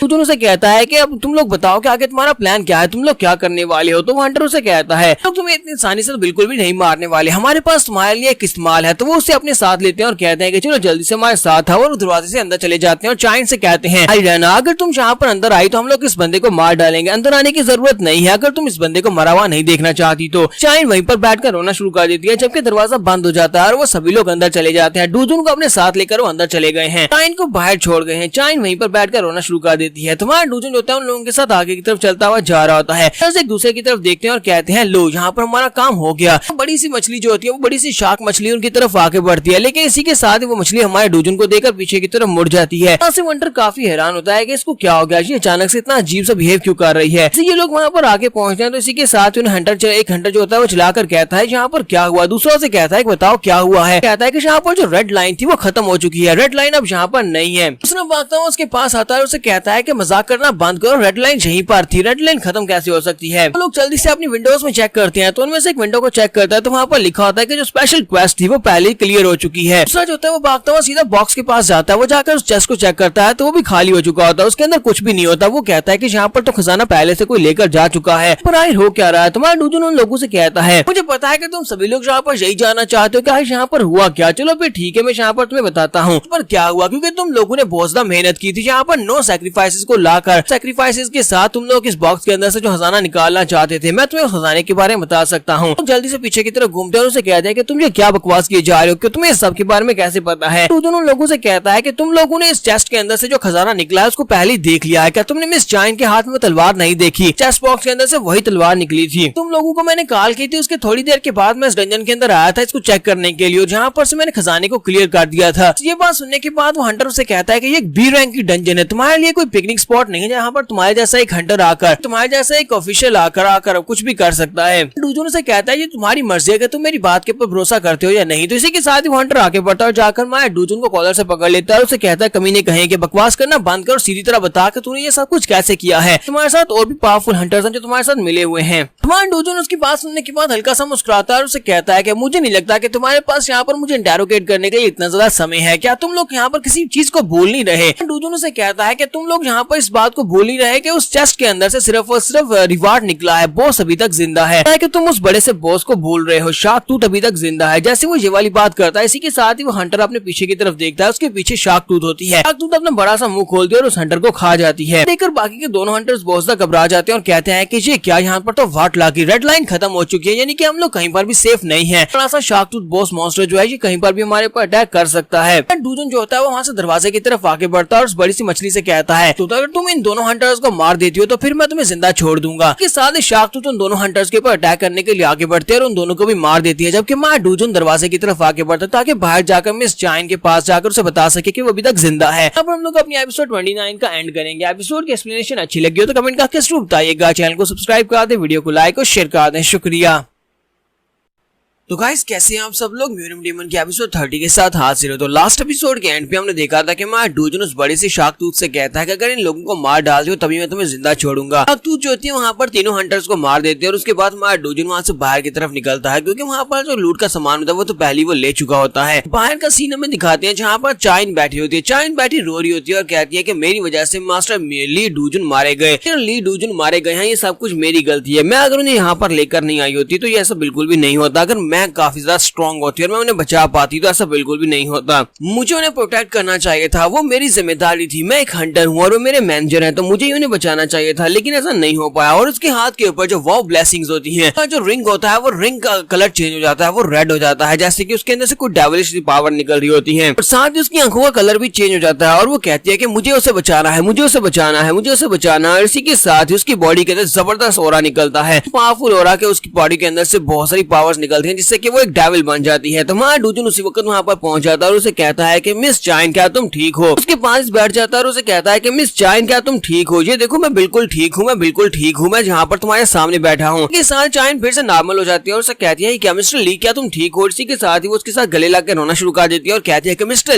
ली मैं तो बहुत ज्यादा उदास हो गई थी, मैं परेशान हो गई थी कि तुम्हारे साथ कुछ बुरा हो गया। डूजुन उसे कहता है कि हाँ मैं तो बिल्कुल ठीक हूँ, तुम बताओ क्या तुम ठीक हो? तो वो कहती है हाँ मैं भी ठीक हूँ। फिर साथ ही वो कहती है अच्छा फिर ठीक है, उन तीनों हंटर्स का क्या बना? चलो यहाँ से फिर निकलते हैं। तुम्हारा डूजुन उसे कहता है कि तीनों हंटर्स को मैंने निपटा लिया है, वो तीनों हंटर्स जो है वो अंदर जो बॉस मॉन्स्टर था उसके हाथों से मारे गए हैं, चलो जल्दी से यहाँ से निकलते हैं। तुम्हारा डूजुन उसे कहता है कि तुमने यहाँ पर बहुत ज्यादा मेहनत किया है, तो आज तुमने क्योंकि ज्यादा मेहनत किया तो बाहर जाने के बाद मैं तुम्हें कुछ खाने के लिए भी लेकर दूंगा, चलो चलते हैं। वो कहते हैं हाँ क्यों नहीं। तो इसी के साथ ही वो लोग वहाँ से बाहर की तरफ चल पड़ते हैं, लेकिन साथ ही हमारा डूजुन सोच रहा था कि थोड़ी देर पहले मैंने यहाँ पर जो कुछ देखा था क्या था वो, क्योंकि उस वक्त चाइन की बॉडी के अंदर से बहुत सारे फ्लेम टाइप की एनर्जी निकल रही होती है। ये वही एनर्जी है जो कि हमारे डूजुन की बॉडी के अंदर से निकलती है, उसका जो इंटरनल एनर्जी यानी उसकी जो इंटरनल पावर है वो बहुत ज्यादा है। डूजुन कहता है कि ऐसा तो नहीं है कि चाय ने अपनी बॉडी के अंदर कोई और इंटरनल स्किल को छुपा कर रखा हुआ है जो स्किल अभी तक अनलीश नहीं हुआ। चलो खैर वो स्किल भी कहीं ना कभी रिलीज हो ही जाएगा। एक सीन में इनके घर का दिखाया जाता है जहाँ पर जुनही स्पाई कर रही होती है। तो जुनही स्पाई कर रही होती है, उसी वक्त ड्रैगन वहाँ पर आता है। जोंग एक रोबोट के ऊपर बैठा होता है, एक स्पाई करने वाले रोबोट के ऊपर, और उसके ऊपर बैठकर वहाँ पर सफाई कर रहा होता है और उसे कहती है, तो जुनही से पूछती है लेकिन हमारे पास तो इस तरह का रोबोट वैक्यूम क्लीनर था ही नहीं, ये कहाँ से आया है? तो जोंग उसे कहता है कि नहीं था, मैं इसे अपने पैसे बचा कर रखे हुए थे, मैंने उन पैसों के साथ इसको खरीदा है। इसे आज के बाद से मेरा सोलमेट भी कह सकती हो, ये जहाँ भी जाएगा वहाँ पर मैं भी इसके साथ ही जाऊंगा। हमारी जुनही उसे कहती है कि बकवास बंद करो, जल्दी से बताओ कि तुम इसे कहाँ से चोरी करके लेकर आए हो। तो जुनही उसे कहती है कि मुझे लगता है कि इसका ओनर इसके लिए बहुत ज्यादा परेशान हो रहा होगा, जहाँ से तुम इसको उठाकर लाए हो, चलो जल्दी से वहाँ पर जाकर इसको रखो। जोंग उसे कहता है कि नहीं ऐसी बात नहीं है, इसने अपने मास्टर को चूज कर लिया और आज के बाद से मैं इसका मास्टर हूँ और ये मेरे साथ ही रहेगा। जोंग अपने रोबोट वैक्यूम क्लीनर को लेकर हमारे जुनही के पीछे लग जाता है और जुनही जो होती है वो भागना शुरू कर देती है और उसे कहती है अच्छा ठीक है, तुम इसे अपने पास रख सकते हो लेकिन तुम्हें इसकी केयर खुद ही करनी होगी। अगर फादर ने वापस आने के बाद तुमसे इस बारे में पूछा तो तुम्हें खुद इस बारे में जवाब देना होगा। फिर साथ ही उसे कहती है कि तुम्हारे पास बहुत ही गंदी स्मेल आ रही है, चलो मैं तुम्हें नहला देती हूँ। उसके बाद उसे उठाकर वॉशरूम में ले जाती है और वहाँ पर जाकर उसको बाल्टी में बिठाकर उसको नहला रही होती है। जोंग तुम्हारी बॉडी से कितनी गंदी स्मेल आ रही थी, अब नहाने के बाद काफी ज्यादा अच्छा लग रहा है, अब देखो जरा तुम्हारे बाल भी कितने ज्यादा नरम हो गए हैं। तो नहीं हमारी उसे कहती है कि अब तुम यहीं पर बैठकर नहाओ जबकि मैं तुम्हारे उस वैक्यूम क्लीनर को साफ करके आती हूँ, मैं उसको खाली करके आती हूँ। तो वो जाकर रोबोटिक वैक्यूम क्लीनर को बाहर खाली करके आती है। जैसे ही वो खाली करके अंदर आती है तो फादर पहले से वहाँ पर मौजूद होते हैं। डूजुन उसे कहता है कि तुम तो पहले से काफी ज्यादा बिजी लगती हो, तुम्हें पता भी नहीं चला कि मैं आ गया हूँ। उसे कहती है कि नहीं मैं इतनी बिजी नहीं हूँ, मैं तो जोंग को नहला रही थी। डूजुन उसे कहता है कि वो कमीना खुद से क्यों नहीं नहा सकता, वो इतना ज्यादा बड़ा ड्रैगन है और वो खुद भी नहा भी नहीं सकता। मुझे तो लगता है कि वो बिल्कुल बेकार है, वो किसी काम का नहीं है। जबकि जोंग बाथरूम में बैठा उसकी सारी बातें सुन रहा होता है। जुनही से कहती है कि फादर प्लीज रहने दो ना, जोंग बेचारा आपकी बातें सुन लेगा। इसी के साथ ही जुनही से कहती है कि फादर मुझे आपको एक बात बतानी है। तुम्हारा डूजुन से कहता है बताओ तुम्हें क्या बताना है। तो उसे कहती है अगर आपके पास टाइम हो तो क्या आप मेरे साथ कल चल सकते हैं, कल एक हंटर्स फेस्टिवल होने वाला है, हंटर्स फेस्टिवल में क्या आप मेरे साथ चलेंगे? डूजुन से कहता है हंटर्स का फेस्टिवल, वहाँ पर क्या होने वाला है? जुनही से कहती है कि हर साल हंटर्स का एक फेस्टिवल होता है जहाँ पर मेला लगता है, वहाँ पर हर एक किस्म की शॉप्स होती है, वहाँ पर खाने के लिए बहुत कुछ होता है और देखने के लिए बहुत कुछ होता है। अंदर की वहाँ पर इक्विपमेंट्स होते हैं, कंसर्ट्स होते हैं और यहाँ तक स्पारिंग मैचेस भी होते हैं। फेमस लोग वहाँ पर आते हैं, फेमस हंटर्स वहाँ पर आते हैं, क्या आप मेरे साथ वहाँ पर चलेंगे? तुम्हारा डूजुन थोड़ी देर सोच रहा था। जुनही से कहती है प्लीज मेरे साथ चले ना, लेकिन अगर आप बहुत ज्यादा थके हुए हैं तो फिर आपको मेरे साथ चलने की जरूरत नहीं है कि आज भी तुम काम से वापस आया तो उसका मतलब यह कि तुम काफी ज्यादा थके हुए होगे। तुम्हारा डूजुन से कहता है क्यों नहीं, मैं तुम्हारे साथ जाऊंगा, और साथ ही वो बहुत ज्यादा खुश हो जाता है। और जुनही भी इस बात से बहुत ज्यादा खुश हो जाती है और कहती है कि फादर आपका बहुत बहुत शुक्रिया। तो उसी वक्त जोंग भी पानी के अंदर से बाहर निकल आता है, वो पानी के अंदर से गीला ही बाहर आ जाता है और कहता है कि मैं भी वहाँ पर जाना चाहता हूँ, मैंने अपने लिए बहुत सारे कॉइन्स इकट्ठे किए हुए हैं। तो उसके हाथ में एक थैली होती है जिसके अंदर उसने पैसे इकट्ठे किए होते हैं। वो कहता है कि मैं बहुत सारे पैसे बचा रहा था, मैं भी वहाँ पर जाऊंगा। डूजुन उसे किक मारता है और कहता है कि जल्दी से वॉशरूम में दफा हो जाओ क्योंकि तुम यहाँ पर अपने गीले पाँव और फर के साथ मेरा फर्श गीला कर रहे हो। नेक्स्ट सीन में हंटर्स फेस्टिवल का दिखाया जाता है। हंटर्स फेस्टिवल के ऊपर बहुत सारे लोग आए होते हैं, ये लोग जोंग को भी अपने साथ ही लेकर आए होते हैं। तो वहाँ पर बहुत सारे लोग होते हैं। तुम्हारा डूजुन उसे कहता है मुझे तो लगा था कितने ज्यादा लोग नहीं आएंगे, लेकिन यहाँ पर तो बहुत सारे लोग आए हुए हैं, लगता है कि हंटर्स फेस्टिवल काफी ज्यादा बड़ा है। तो जोंग को जुनही ने उठा रखा होता है। जोंग उसे कहता है कि जुनही प्लीज मुझे नीचे उतार दो, मैं चल सकता हूँ। तुम्हारी जुनही उसे कहती है नहीं, क्या तुमने देखा यहाँ पर कितना ज्यादा रश है, किसी ने तुम्हारे पर पाँव रख दिया तो फिर क्या होगा? ऐसे भी मुझे पता है कि तुम यहाँ पर क्या करोगे, तुम नजर बचाकर हमसे भाग जाओगे और जाकर किसी खाने के स्टॉल के ऊपर से जाकर अपने लिए खाना खरीदोगे क्योंकि तुमने काफी सारे पैसे जमा किए हुए हैं। मुझे पता है कि तुम घर से बाहर निकल जाते हो और सड़कों के ऊपर तो वे सिक्के उठाते रहे और सिक्के उठाकर तुमने इतने सारे पैसे इकट्ठे कर लिए हैं। इस पैसों की मदद से तुमने उस वैक्यूम क्लीनर को भी खरीदा था, क्या मैं सही कह रही हूँ? जोंग उसे कहता है लेकिन मैंने इन सिक्कों को इकट्ठा करने में बहुत ज्यादा मेहनत की है। तुम्हारी जुनही से कहती है अच्छा ठीक है, तुम अपने सिक्कों को अपने पास रखो, अगर तुम वाकई में बहुत ज्यादा मेहनत करते रहे हो तो फिर मैं अपने पैसों से तुम्हें खाना खरीद दूंगी। तो डूजुन उसे कहता है कि जुनही जोंग को मुझे दे दो, ये काफी ज्यादा भारी होगा, तुमसे उठाया नहीं जा रहा होगा, मुझे दे दो, मैं इसको उठा लेता हूँ। तो जुनही और ड्रैगन दोनों से कहते हैं कि नहीं इसकी जरूरत नहीं है, ये इतना ज्यादा भारी नहीं है। सबसे पहले वो लोग खाने की स्टॉल के ऊपर जाते हैं और जाकर अपनी टेबल के ऊपर गॉब्लिन रिब्स मंगवा कर खाते हैं। तो वो ग्रिल्ड गॉब्लिन रिब्स होती है। तो वहाँ पर बैठकर जो के मुंह से तो पानी निकल रहा होता है। हमारा डूजुन उसे कहता है क्या तुम वाकई में ये खाने वाले हो? तो ड्रैगन उसे कहता है कि मैं वहाँ पर अपनी जगह के अंदर की चीज खाने के लिए तरसता था। गॉब्लिन के रिब्स खाना हमारे लिए बहुत ज्यादा बड़ी डेलिकेसी की बात है क्योंकि ये बहुत ज्यादा मजेदार होती है, लेकिन आज पहली बार मैं यहाँ पर ग्रिल खाने वाला हूँ। जुनही जो होती है वहाँ पर से एक टुकड़ा उठाती है और उसे कहती है चलो ठीक है, फिर जल्दी से इस खा को टेस्ट करो, बताओ कि ये किस तरह की है। जैसे वो उसे खाता है वो बहुत ज्यादा खुश हो जाता है और कहता है ये तो बहुत ज्यादा कमाल की है। जुनही और डूजुन भी वो भी वहाँ पर से रिब्स उठाकर खाना शुरू कर देते हैं। इसी के साथ ये एक कुत्ता वहाँ पर पहुंच जाता है और आकर भौंकना शुरू कर देता है। वो ड्रैगन जोंगजोंग के ऊपर भौंक रहा होता है। कहती है लगता है किसी ने अपने कुत्ते को खो दिया, जबकि हमारा जोंगजोंग उसकी तरफ देखता है और कहता है कि ये किस किस्म का मॉन्स्टर है, जो तो बहुत ज्यादा अजीब और बहुत ही पिद्दी सा मॉन्स्टर है। जोंगजोंग गुस्से के साथ उसकी तरफ देखता है, चिल्लाकर उसे कहता है कि यहाँ से दफा हो जाओ वरना मैं तुम्हें भी खा जाऊंगा। जोंगजोंग जैसे गुस्से के साथ उससे बात करता है तो वो कुत्ता बेचारा बहुत ज्यादा घबरा जाता है और बड़ी तेजी के साथ वहाँ से भागकर बाहर चला जाता है। जुनही उस कुत्ते के गले में कॉलर देखने के बाद कहती है, डैड आपको नहीं लगता कि हमें अपनी जोंगजोंग के लिए एक पट्टे की जरूरत पड़ेगी, इसके गले में भी इस तरह का एक कॉलर डालना चाहिए। जोंगजोंग इस बात से काफी ज्यादा हैरान होता है और उसे कहता है, नहीं मैं कोई कुत्ता नहीं हूँ, मैं तो एक पर्सनल गार्ड हूँ। मैं जुनही और मास्टर का सेफ्टी का जिम्मेदार हूँ। मैं तुम दोनों का एक एक्सपर्ट गार्ड हूँ। मुझे यहाँ पर किसी किस्म के कॉलर की जरूरत नहीं है। तुम्हारा डूजुन उसकी बात सुनने के बाद से कहता है कि बेवकूफ कहेंगे, तुम यहाँ पर कह रहे हो कि तुम एक एक्सपर्ट गार्ड हो, पर मुझे ऐसा बिल्कुल भी नहीं लगता। तुम हमारे फ्रिज के अंदर से चोरी करने के अलावा करते ही क्या हो? जुनही तुम्हारे लिए खाना बनाती है, जुनही तुम्हें नहलाती है, जुनही तुम्हारे साथ खेलती है, जुनही तुम्हारे साथ सोने में तुम्हारी मदद करती है। तुम उसके लिए क्या करते हो? तुम कह रहे हो कि तुम उसे प्रोटेक्ट करते हो, लेकिन असल में बात तो यह है कि जुनही तुम्हें प्रोटेक्शन दे रही है। सारी बातें सुनने के बाद बेचारा बहुत ज्यादा घबरा जाता है। उसके बाद वो लोग वहाँ से एक शॉप में जाते हैं जहाँ पर उसके लिए कॉलर खरीदते हैं और उसके गले में कॉलर पहना देते हैं। जोंगजोंग यहाँ पर हमें बताता है कि मैं इस बात को इसी तरह छोड़ देता हूँ, मैं इसे फैमिली नेकलेस के तौर पर पहन लेता हूँ, वरना मैंने इसे कभी भी नहीं पहना था। मैं कोई कुत्ता नहीं हूँ जो कुत्ते का कॉलर अपने गले में पहन लूंगा।